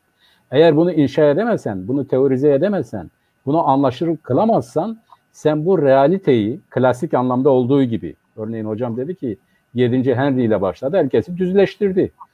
Bismarck'la başladı, dümdüz etti. Fransızlar yaptı, dümdüz ettiler. Bu model geçti. Böyle bir uluslaşma olmaz. Böyle bir ulusal devlet zamanı geçti. Kürtler demokratik bir anayasa içerisinde herkesi farklılıklarıyla kabul ederek ancak bir devlet olabilirler. Milli bir devlet olabilirler. Bak buna ulusal da demiyorum. Milli dememin nedeni geriye doğru gidişidir. Onu da kapsayan, oradan da bir şeyler içeren, yani inancı, toplumsal yapıyı, dilsel farklılıkları vesaireleri içeren ancak bu şekilde tarif edilebilecek federe bir Kürt devleti olabilir. Bu çok önemli. Bak biz Güney'de bunları çözemiyoruz, tartışamıyoruz hala. Bizim tartışmamız gereken bu sorunlarımız varken, yani sadece teorik olarak ulus değil, hocam söyledi, Salim hocam dedi sınıfsal bakıyor değil, ben bilimsel bakıyorum. Ben bakış açım bilimseldir. Şöyle bir dönüp geriye bakıyorum, ya diyorum neler geldi başımıza, bakıyorum ki bunun sınıfla alakası yok, bizim realitemizle alakalı tarafları var. Yani Kürt toplumunun sosyolojisi, hocam çok iyi anlatabilir ve o sosyolojiye tekabül eden ideolojisi, Kürt ideolojisi parçalıdır, belli bir bütünlük arz etmiyor. Yani Bismarck bunu işte bir Almanya'da nasıl yaptı? Vallahi ya öyle ya böyle dedi. Onun için Ünker geçiş tipi diyoruz. Kapitalizm vardı ama prensler yoktu. İşte Bismarck herkesi dümdüz etti. Al sana Alman ulusu çıkardı. Her ulusun bir tarihi vardır. Fakat biz ulus dediğimiz zaman bunun bir momentumu vardır. Yani o tarihsel hani ham maddesi diyoruz ya, ya da şöyle tarif edelim. İşte Tanrı çamurdan insanı yaptı ve o nefesinden ona bir ruh verdi. İşte mesele budur.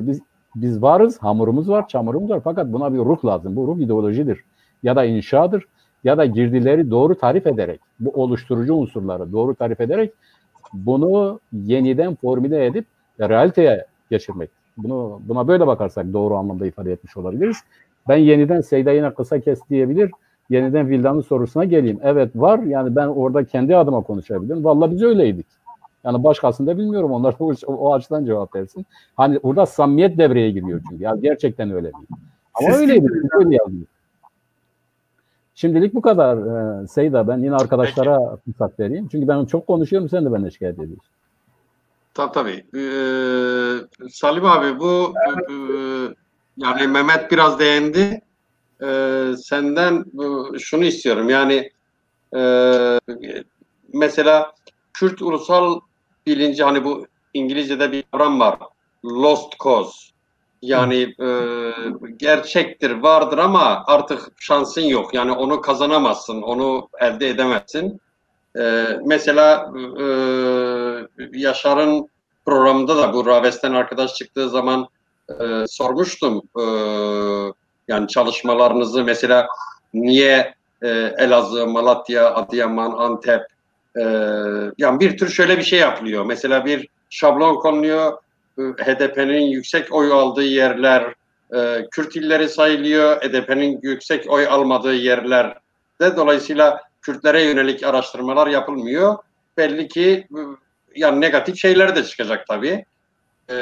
Şimdi böyle fiili bir şey var. Yani Kırmancıların, Zazaların ve Alevi Kürtlerin yaşadığı coğrafyada aslında Kürt ulusal bilinci yani buraya lost cause diyebilir miyiz? Yani burası kaybedilmiş diyebilir miyiz?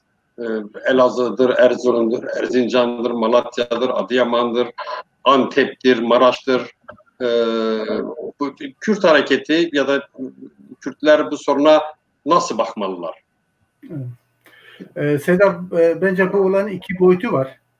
Birincisi, bu özellikle hatırlarsak şart ıslahat planı, bu olayı, bu şart ıslahat planının 17. maddesi Fırat'ın batısına ilişkindir. Özellikle o Fırat'ın batısındaki Kürtleri birinci elde asimle ve entegre etmeyi hedeflemiştir.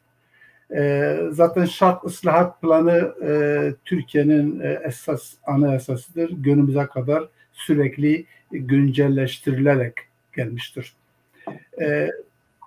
İkinci boyutu aidiyet ve kimlik konusuyla ilişkilidir. Mehmet'in saydığı, senin de işaret ettiğin Kürdistan'daki farklı sosyal, etnik veya dini grupların neden Kürtlük bilincini Kırmançlar gibi algılamadıkları konusunu ve bu bizim için şu anda vardır. Yezdiler özellikle bir kısmı kendisini Kürt saymıyor. Bu konuda aidiyet ve nasnameyi, aidiyet ve kimliği ayırmak gerekir. Aidiyet sosyolojik bir olaydır. Kürdistan'da senin ve Mehmet'in de işaret ettiği bu farklı gruplar Kürdistan'ın bir aidiyetidir. Kimi kendisini Kürt saymıyor, fakat bana göre Kürttürler. Bu sosyolojik bir olaydır. Fakat bunlar kendi aidiyetlerini, kendi sosyolojilerini kimlik düzeyine çıkarmıyorlar. Aidiyetin kimlik düzeyinde dillendirilmesi bir bilinç olayına tekabül ediyor ve biz buna milliyetçilik diyoruz. Bir insanın... Ama bu coğrafya aynı zamanda 100 sene önce Kürdistan'daki Kürt milliyetçiliğinin merkezi olan bir coğrafyadan bahsediyoruz yani. Evet, evet. Yani Kürt tabii devletin başarısı da, dediğin gibi devletin başarısı da gözüküyor. Evet. Yani hegemonik. Kürt milliyetçilik süreci Şeref Khan'la başlamış. Ahmet Han ile başka bir biçimde formüle edilmiş ve günümüze kadar geliyor. Bu bir süreçtir. 350-400 yıllık bir süreçtir. Ancak günümüzde Kürdistan coğrafyası ve sosyolojisi farklı saldırılara uğramış. Bu Kürtlerin belli bir kısmını asimile ve entegre etmiş. Özellikle Fırat'ın batısı giderek Fırat'ın doğusuna yayılmış. 1935'lerde Erzincan'da bir köylünün gidip yani bir insanın gidip pazarda bir köylüden mal alabilmesi için Kürtçe bilmesi gerekiyor. 1935 ve şu anda 2020. Fakat günümüzde Erzincan'ın dili Türkçedir. Yani bu olayın ne kadar tahrip edildiğini gösterir. Fakat biz Mehmet'in getirdiği şeye katılıyorum. Yani bizim şu anda öngördüğümüz toplum inşası demokratik ve özgürlükçü olmalı. Bütün farklılıklar kendisini ifade edebilmeli. Ancak Kürdistan'da önemli bir kesim halen aidiyetini kimlik düzeyinde algılamıyor. Kendisine Kürmanş diyor, Zaza diyor veya Ezdi diyor. Ancak Kürt sorunu kendisi için, yani Kürt milletinin kendi toprakları üzerinde hakimiyet kurması bunun için bir sorun değil. Yani Kürtlük kimliğinden yoksundur. Kürtlük aidiyeti vardır ancak Kürtlük kimliğinden yoksundur. Bu tekrar ederek altını çiziyorum, milliyetçiliğe tekabül ediyor. Güney Kürdistan'da özellikle bir referandum oldu. 24 Eylül'de bu referandum Yüksek Komisyonu'nun yayınladığı bir bildiri var. Ve 23 Eylül'de bu bildiri yayınladı. 24 Eylül'de Mesut Barzani'nin bir pres konferansı var. Bu komisyon farklı gruplardan oluşmuş ve Kürdistan'daki var olan bütün grupların kendilerini özgürce ifade etmesini beyan ediyor. Aynı beyan bir gün sonra Mesut Barzani'nin pres konferansında da dile getirildi. Bunun için biz Kürdistan'daki milliyetçilik teritoryaldir diyoruz. Yani Kürdistanidir diyoruz. Kürdistan'da yaşamak için Kürt olmak zorunda değilsin. Kendini nasıl ifade edersen sen olsun. Gerek kişi olarak gerek grup olarak. Bu bana göre bazı arkadaşlar buna katılmıyor. Liberal demokrasiye tekabül ediyor. Zaten ben milliyetçiliği bir ideoloji olarak klasik ideolojilerden ayrı tutuyorum. 3 tane klasik ideoloji var. Komünizm, konservatizm ve liberalizm. Bunlar sınıf ideolojileridir. Bunlar üretilen değerlerin paylaşımı konusunda söz sahibidirler. Milliyetçilik ise bir milletin kendi toprakları üzerinde hakimiyet kurmasıdır. Ve bu milliyetçiliğin mevcut ideolojilerle ilişki ve çelişkileri günlük yaşamda kendisini gösteriyor.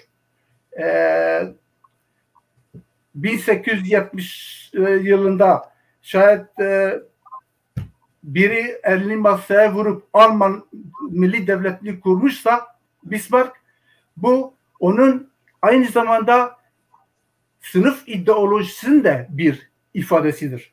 Fakat Kürdistan'da şu anda biz bunu, Güney Kürdistan'da bunu böyle görmüyoruz.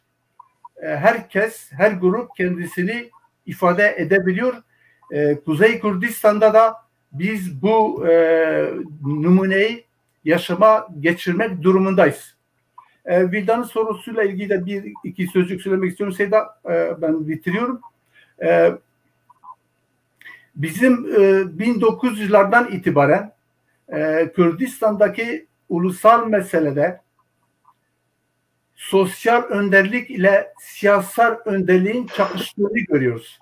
Ancak Türkiye, özellikle Kuzey Kürdistan'da Cumhuriyet'le birlikte sosyal önderlik imha edildi, sürüldü,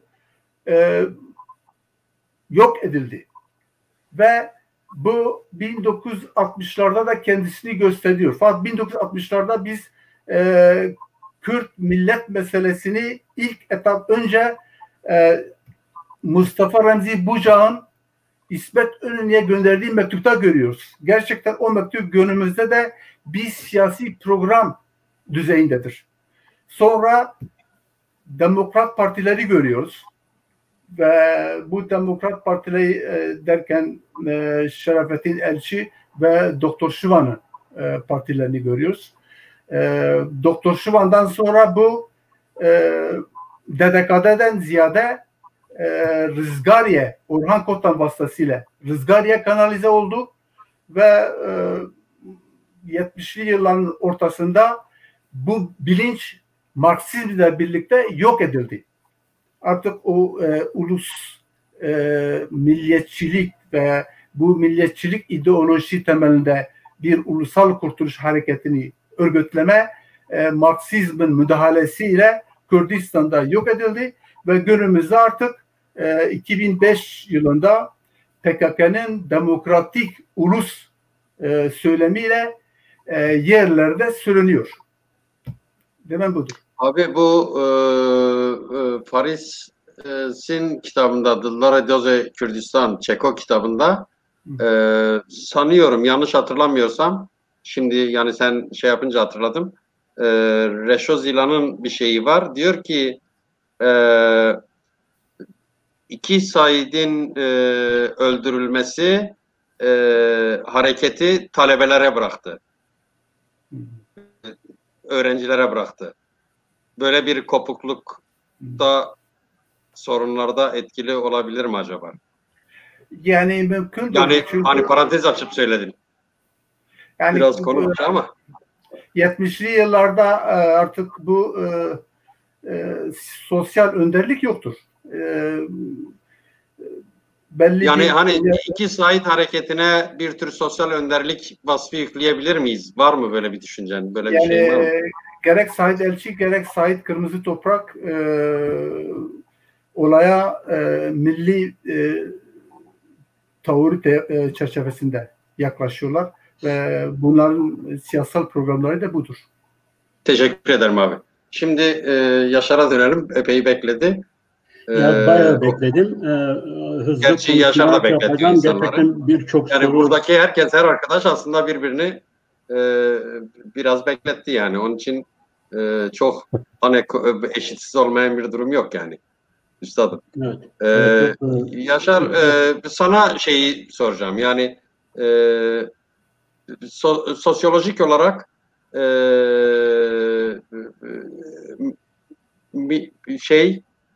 ülke bütünlüğünde parçalanma var mı? Parçalanma var mı ve bu neye hitap ediyor? Yani nasıl bir sosyolojik değişimle ifade edebiliriz bunu? Ya tabii sen böyle bir soru sorabilirsin ama ben hazırladığım cevaplar var. Bir takım sorular var. Önce onlara değinmek istiyorum. Çünkü yoksa zamanımız azaldı. Sadece buna cevap vermek sorunu başka bir program daha yaparız. Sorunu izah etmez.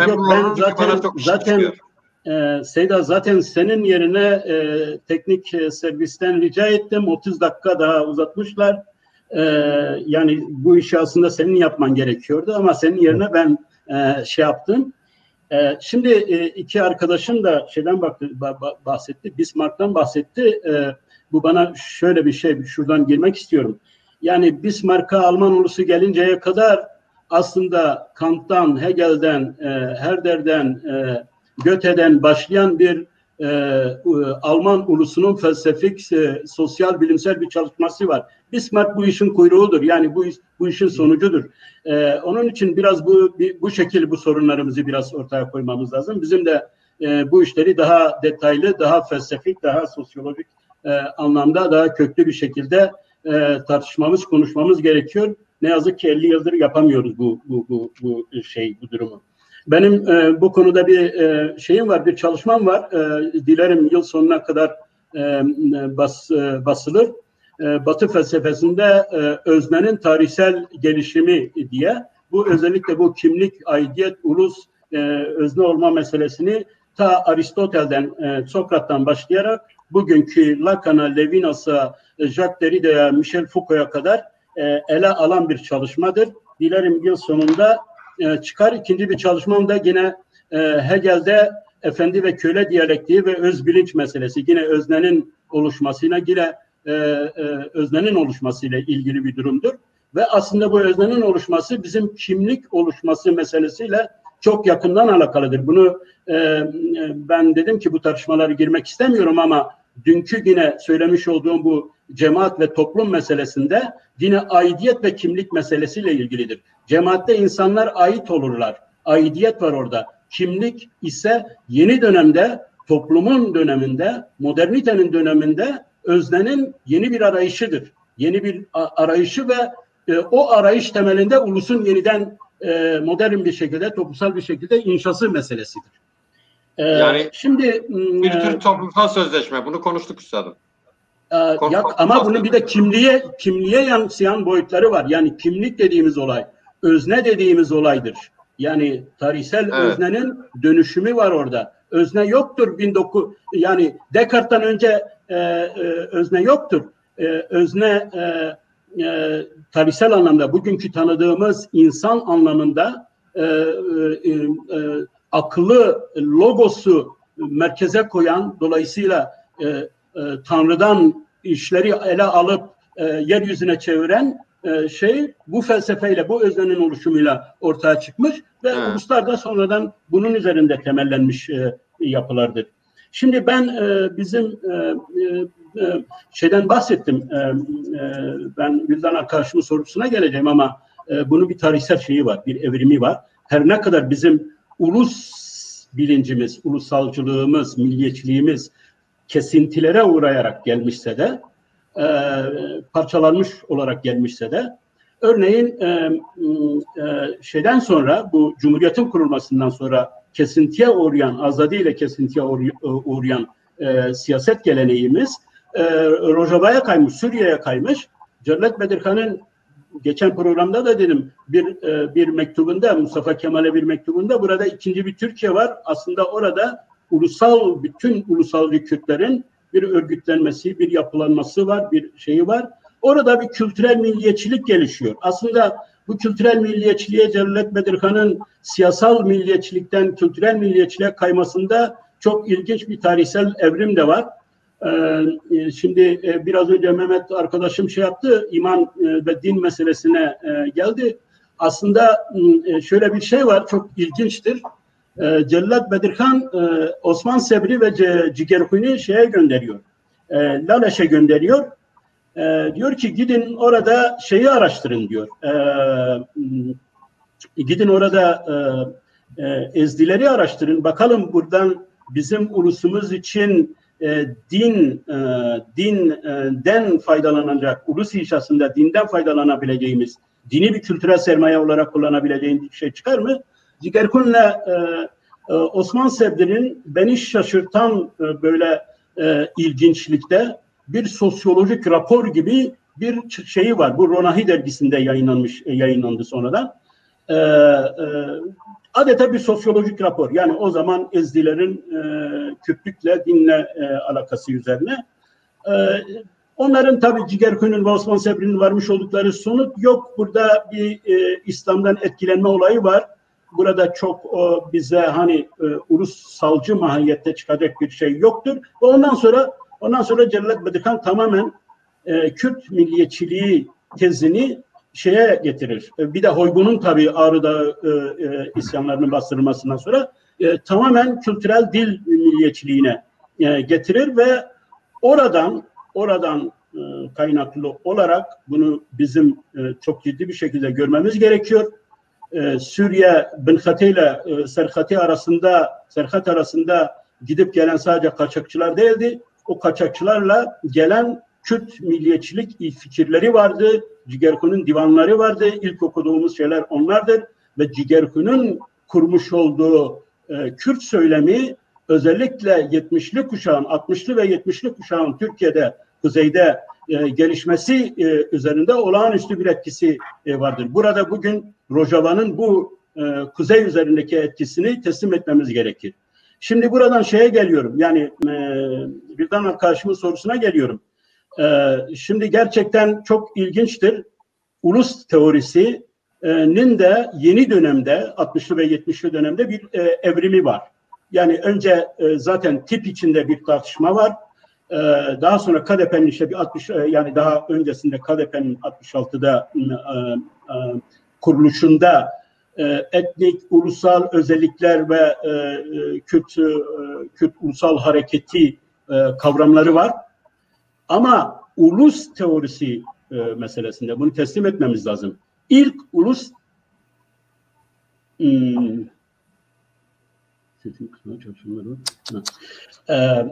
ilk ulus teorisini şey yapan Kürt Siyasi Partisi Doktor Şiva'nın partisidir ve Doktor Şiva'nın Ankara'daki ilk kuruluş kongresindeki bir raporu var. Çok ilginç bir rapordur. Ağustos ayında 1970 Ağustos ayında yapılmış bir 28 Ağustos tahminimde yakın zamana geliyor. 28 Ağustos'ta yapmış Kürtçe olarak. Dersim'den gelen Zaza asıllı Sait Kırmızı Toprak Kurmancı olarak yapmış olduğu şeyde ulusu ortaya koyar. Ulus teorisini ortaya koyar, ulus projesini ortaya koyar ve Kürt milliyetçiliğini ortaya koyar. Kürtçe olarak koyar ve ilginç bir şekilde Şeyh Said'in ölüm tarihine getirir o şey. Yani burada bir toplumsal tarihsel bağlantı da kurmaya çalışır, bir hafızayı da geliştirmeye çalışır. Ondan sonraki dönemde 75'te artık Kürt Ulus Projesi, bütün Kürt Marksist partilerinin de Kürt Ulus Projesi var. Bütün programlarında evet. Kürt Ulusu'nun kurtuluşu, Kürt Ulusu'nun inşası bu KİP'te var, bu TKSP'de var, Özgürlük Yolu'nda var, bu Rızgari'de var, bu KUK'ta var, bu KDP'de var ve KAVA'da var. Ve sonradan Tekoşin hareketinde de aynı şeyi görüyoruz. Yani ulus... Tabii. Murat Çiva'nın notunu okuyabiliyor musun üstadım? Ayrı örgütlenme sistemi yani ben katılıyorum. Doğru söylüyor. UDG, Taksim'in geçmişiyle de Marksist Kürt örgütleriyle ulus anlayışıyla ilgili. Tamam. Bak işte bak. Yani çünkü teşekkür ederim Murat Çivan'a teşekkür ederim. Burada bunlar yani. Evet, bu üç örgütün ben Murat Çivan o zaman bu ulus UDG'nin merkez şeyinde KİP adına katılan arkadaşımızdı. Ben de bölge temsilciydim. Her hafta giderdik. İMO'da İMO muydu? İMO olması gerekiyor orada ve bu üç hareketin bir ulusal projesi var. Ulus inşa projesidir bu. Evet. Şimdi burada şeye gelmek istiyorum arkadaşlar. Yani bu Marksistlik meselesi, solculuk meselesi çok anakronik bir şekilde bugün ele alınıp tartışılıyor, konuşuluyor. Yani sanki kuzeyde devam eden bir geleneksel milliyetçilik, köklü, güçlü bir geleneksel milliyetçilik vardı da. Yani biz bu toplumsal hafızayı, bu gençler, bizler bu hafızayı almadık da bize gelip işte Halil-i Hayali'yi anlatan, Şerefname'yi anlatan ya da Kemal Fevzi'yi anlatan ya da Cellet Bedirhan'ı anlatan insanlar vardı da biz bunu kabul etmedik. Yok öyle bir şey. Tam tersine bunları bilmememize rağmen bir öz Kürt refleksiyle ulusal bir tavır koyduk. Marksist söylemi de ezilenlerin genel teolojisi şeyinde aslında biz Kürt milliyetçiliğine o zaman büyük bir faydası olan bir şeydi. Belki bugün benle Mehmet bir araya gelmeyecektik eğer biz orada o geleneksel milliyetçiliği kendi şeyimizle devam ettirmiş olsaydık. Bizimle asimile olmuş insanlarımızı bunların içinde çok idol insanlar da sayabilirim. Yılmaz Güney'i Kürt hareketine katan nedir? Ahmet Kayaları ya da bu tür bunlar asimile olmuş insanlardı. Ben de Kürtçe'yi sonradan öğrenmiş, geliştirmiş biriyim. Yani bu ezilenler teolojisi aslında bunu en iyi bir şekilde Cigerkun kullanmıştır. Bunu en iyi bir şekilde Cigerkun kullanmıştır. Cigerkun'un söylemi, Kürtlük söylemi, edebiyatındaki Kürtlük söylemi aslında Marx'ı da Şeyh Said'in ayarında sayan, Engels'i de işte Seyit Rıza'nın ayarında şey yapan, onun nasıl Cigerkun'u kullandığı şeyi yani evet bir arkadaş yazmış, iyi ki hatırlattı. Kine'mi alalım. Kine Kürt Ulus Projesi'nin en önemli marşıdır. Orada Marx'tan, Lenin'den bilmem neden bahseder. Ama bu bize engel mi oldu? Hayır. Ulusal uyanış için büyük bir şey oldu. Ve şuraya geliyorum. Biz geçen bir şeyde de söyledim. Yani milliyetçiler hemen her zaman romantik olarak geçmişte tam takır yürüyen bir ulus vardı da, asr-ı saadet gibi bir ulus vardı da, işte bizim için, biz aydınlar için işte bu yeni dönemde sadece işte onu açığa çıkaralım. Açığa çıkarırsak tamam, zaten bir ulusumuz var. Ulus zaten kendi işte uyanacak. Yani uykudadır. Derin bir kölelik uykusuna dalmıştır. Biz onu uyandırırsak ayağa kalkacak ve biz de kendi istirahatımıza bakacağız. Hayır, öyle bir şey olmuyor. Bütün böyle düşünen romantik ulusalcılar aslında hayal kırıklıkları. Öyle oluşmuş, inşa edilmiş ulus yok. Bugün benle işte Dersimli arkadaşım anlaşamıyoruz Kürtçe dilimizde, kendi dilimizde, kendi bilmem neyimizde. Böyle bu tür sorunlar var, bu tür şeyler var.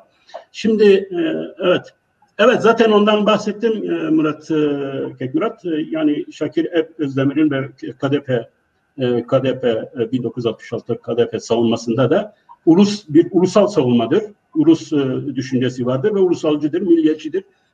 Şakir Özdemir, Şakir'e de buradan selamlarımı iletiyorum. Çoktandır görmemişim. Selamlarımı iletiyorum. Evet, bu Kürt Marksist partileri bence çok ciddi bir şekilde tartışılmalıdır. Elbette ki Marksizm, solculuk bir ulus inşa ideolojisi değildir.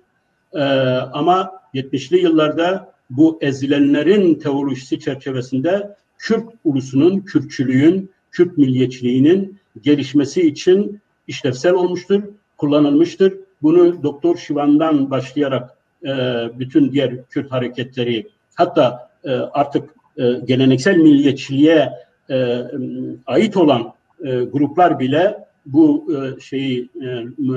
bu ideolojinin Kürtler için, Kürtlük için, Kürtçülük için bir rasyonel işlevi olabilir düşüncesine vardılar. Çünkü Vietnam bu şekilde kurtarılıyordu. Mozambik, Angola, Gine-Bissau, diğer Latin Amerika ülkeleri, bir sürü halk. Ama bizim burada ben şimdi eğer bir izin verirsen bir şey eklemek istiyorum, artı bir şey. Şimdi ben çok erken zamanda sosyalist bir ülkeye geldim ve ben kendi siyasi hareketimin burada o zaman örgütlüydüm, siyasi biriydim. Ben 90'dan beri siyaset içinde değilim. Ama o zaman çok hatırlıyorum, yani dünya sosyalist ve komünist hareketi içine benim partimin temsilci olarak katılması için ben elimden geleni yaptım. İlk programımızı çevirdim. Bilmem birkaç arkadaşımızla böyle bunlara gittik. Adamlar gidin önce Kürdistan'ı kabul edin, sonra sizi kabul ederiz dediler. Daha 80'li yılların başında.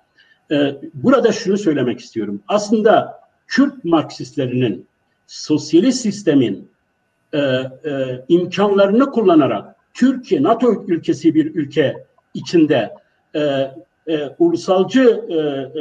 ulusalcılık için bu ideolojiyi kullanmaları aslında hata değildi, ama hata jeopolitik olarak bir gerçeği görmememizdeydi.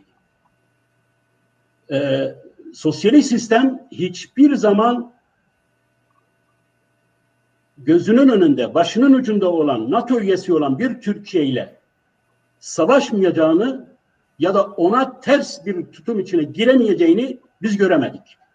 Çünkü bu bir dünya savaşı olacaktı. Türkiye ile sosyalist sistemin çatışması iki dünya savaşı olacaktı. Ne kapitalist sistem, ne NATO, ne de sosyalist sistem böyle bir şeyi göze alamayacaklardı. Biz bu konuda o kadar da jeopolitik akılımız ya da tahayyülümüz o zaman yoktu. Yani Kürdistan Doğu blokuyla Batı blokunun kesişim noktasındaydı ve bir balans, yani bir Doğu ile Batı arasında bir balans vardı. Biz ağzımızla kuş tutsaydık statükoyu değiştirecek bu bir şey. Bu dünya savaşı demekti. Yani Türkiye'den yana. Evet. Seda. Evet. Ben araya girebilir miyim? Bu arada Mehmet'e de belki cevap hakkı doğar. Benden sonra konuşacağı için. Yok. Tamam. Sen rahat olursan söyler. Evet. Yok. Birincisi Sovyetler Dünya Savaşı'nı çıkarmamak için Kürt sorunuyla ilgilenmedi diye bir şey doğru değildir. Türkiye ile savaşmamak için. Sovyet dediğimiz milliyetçi bir sisteme O öyle bir ideolojiyle idare ediliyor ve bunu sosyalizm adına dünya veyahut büyük iddialar adına dünya yutturuldu. İkincisi Marksizmle birlikte, Marksizm-Leninizmle birlikte, Marksizm ve Leninizm, biz hepimiz o gelenekten geliyoruz. Bunlar için Kürt milli meselesi bir araçtır. Bunların Kürdistan'da bir milli devlet kurma diye bir siyasetleri, programları, ideolojileri yoktu. Leninist sürekli devrim teorisi... Abi kimse zaten öyle bir şey iddia etmedi. Hayır, iddia ediyorum. Vietnam'da, Gine'de, Angola'da neden yardımcı oldular? Evet. Filistin'e neden yardımcı oluyorlardı? Kürdistan'da şöyle bir şey var. Kürdistan'da şöyle bir şey vardı. Yani Irak vardı, merkezi Irak hükümeti vardı. Yani bu faktörler Kürtlerle ilgilenmelerini şey yapıyorlardı değil mi? Kürtlerle ilgilenmelerinin üzerine örten bir ilişki ağı yaratıyordu. Yoksa Gine, Angola, Mozambik onlar farklı. Onlarla başka güçlerle çatışarak bir cephe savaşı verdiler ve cephe savaşında karşılıklı Batılıların tuttukları kesimler vardı. Sovyetlerin tuttuğu kesimler vardı. Böyle işliyordu ama lütfen lafımı kestiniz, bu şeye takılmayın. Ben isterseniz sonradan eleştirebilirsiniz, konuşabilirsiniz. Ben konuşmamı bitireyim lütfen. Peki. Çünkü başka değinmek istediğim konular var. Hayır, sanki bitirdin gibi. Hayır, yok. Sözümü kestiniz. Özür dilerim. Evet. Özür dilerim. Bitirdin gibi çünkü... Şimdi şunu söylemek istiyorum. Yani özellikle 1979'da Köksal'in bunu çok iyi bilir. Dedekade hareketini örnek söyleyelim pratik olarak. Diğer hareketler içinde de buna benzer eğilimler vardı. Bizde özellikle mesela Tireş dergisinin çıkmasından sonra bizde Kürtçe, Kürt tarihi, Kürt hafızası üzerine dedekadeller içinde yeni bir kültürel, belki de kültürel milliyetçiliğin bir eğilimi başladı ve bu zaten bugüne kadar var olan kadrolarımızda da, burada bu çarpel medyada yer alan birçok arkadaşımızda da kendisini vücut bulan, gösteren şeylerden biridir. Yani Kürt tarihi üzerine, Kürt dili üzerine, Kürt kültürü üzerine, Kürt edebiyatı üzerine 40 yıldır uğraşan yüzlerce dedekadeli arkadaşımız var. Diğer hareketleri saymıyorum ki onlarda da bu şekilde bir şey. Bu ne? Hangi hareketin sonucuydu? Bu ismini söylediğimiz işte o ulusal Kürt Marksist hareketin projesiydi. Bunu yine yapan bu hareketti. Bu gelenek tabii 80 sonrası için dediğim şey Kürt siyasetine hakim olan ana akım Kürt savaşçılıkla, yıkım Kürtlere bir şey getirecek, bir ulus olmayı getirecek yıkım paradigması. Çünkü gerçekten uluslaşma şeylerinde, teorilerinde yıkım ve travmalarla ulus inşa projesi güden politikalar da vardır. İsrail bunu çok iyi kullanmıştır. Bir sürü ulus bu travma ve jenosit ve yıkımla ulus olma meselesini kullanmışlardır. Ama bu bizde ulus inşayı getirmedi, ulus tahribi getirdi. Çünkü egemen olan siyasi ana akım hareket nihilist bir hareket. Kürt nihilist bir harekettir. Taklidi bir harekettir. Ve 30 yıldır Kürt siyasi hareketine hakim olan hegemon paradigma Kürt nihilizmidir. Yani ulusal nihilizm hareketi. Eğer bugün Kürtler hala biraz Kürtlük meselesini konuşuyorsak, işte bugün çarpel medyada konuşabiliyorsak, bu 70'li kuşakın, o Marksist dediğimiz 70'li kuşağın devam ede gelen kültürel milliyetçiliği sayesindedir. Eğer bu gelenek olmasaydı, bu gelenek hiç olmasa kültürel alanda kendisini korumuş olmasaydı, bugün Kürt siyasi hareketinin, Kürtlerin kimlik, dil, ulusal bilinç meselesi çok daha kötü bir yerde olacaktı. Çok daha kötü bir yerde olacak. Peki Mustafa. Teşekkür ederiz. Evet. Yani söyleyecek başka şeylerim de var ama daha fazla zaman almak istemiyorum. Üstadım elbette söyleyecek şeylerim var. Yani bir taraftan bu benim şansım, bir taraftan şanssızlığım. Çünkü gerçekten uzun konuşuyorsun. Hayır, Yaşar. başlangıçta sen çok ağır götürdün işi. Biraz hızlı götürseydin, biraz daha Hayır, sen bugüne yönelik, bugüne ilişkin şöyle ve yapıyorsun. geleceğe Yani yönelik. kendi gerçekliğinden bizim gerçekliğimizi görmüyorsun gibi. Ya Mahmut başlangıçta da Levendi'yi sen burada konuştun, diğer okumanı rica arkadaşlar ederim. konuştu. Yani Mahmut elbette Levendi'yi okumanı rica konuşacağın ederim. şeyler var. Pardon? Mahmut Levendi'nin yazdığını okumanı rica ederim.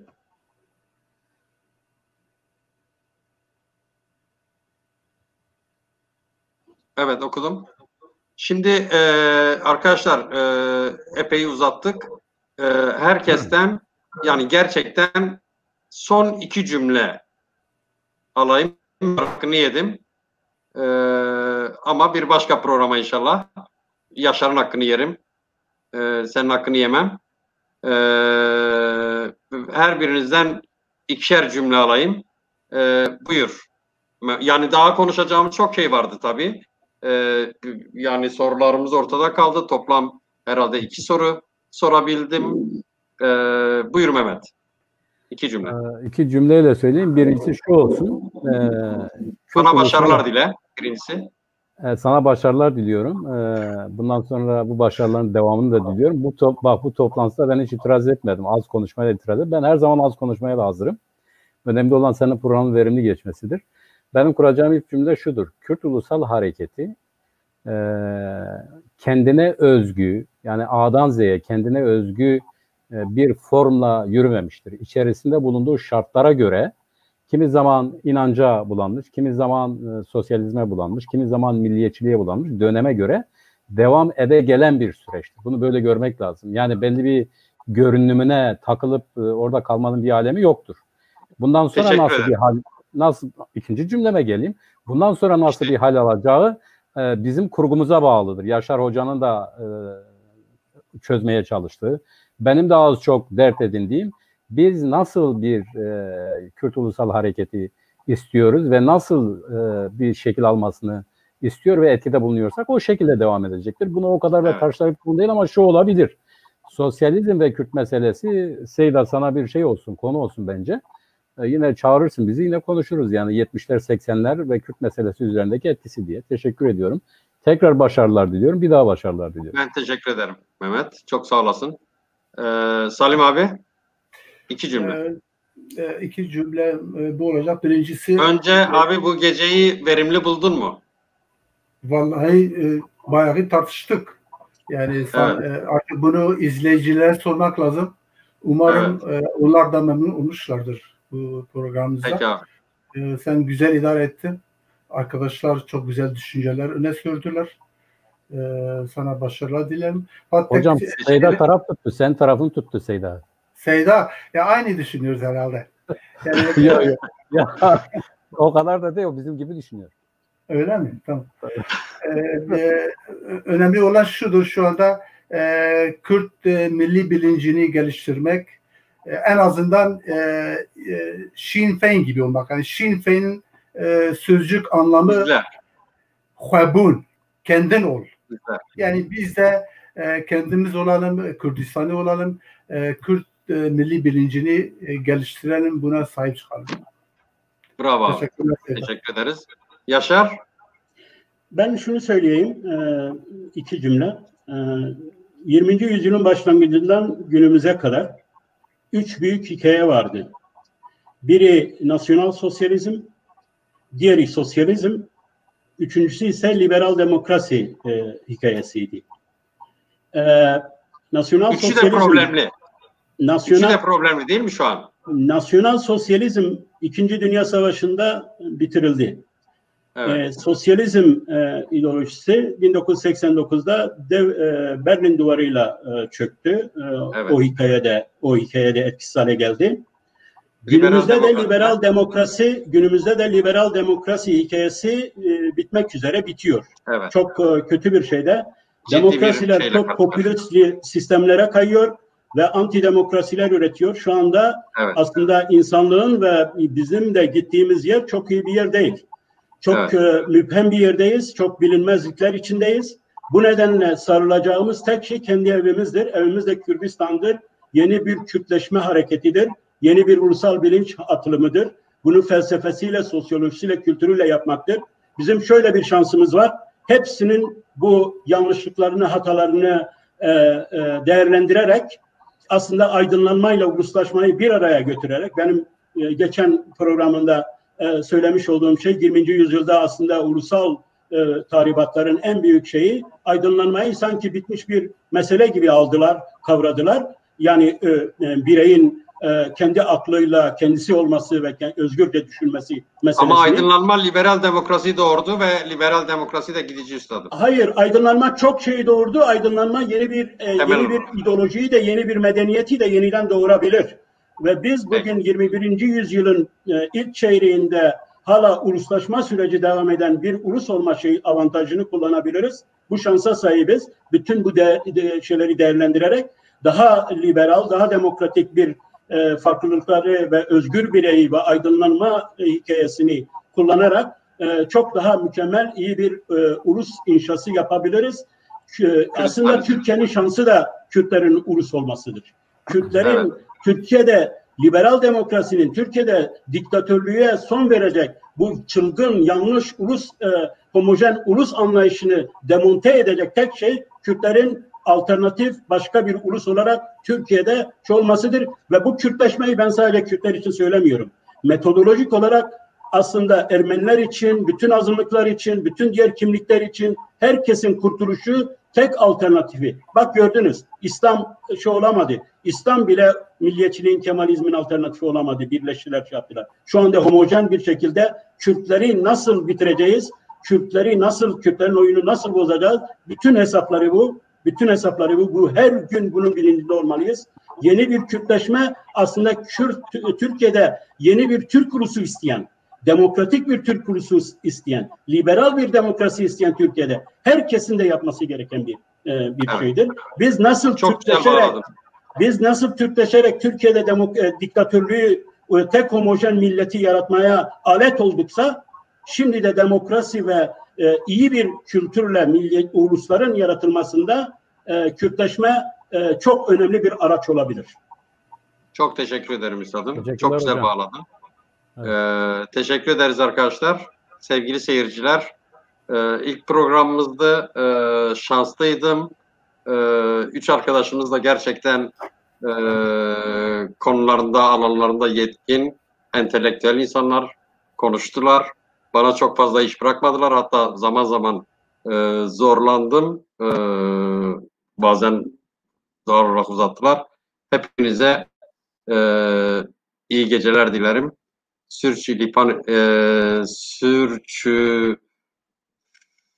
Yanlış yaptıksak affola. Teşekkür ederiz.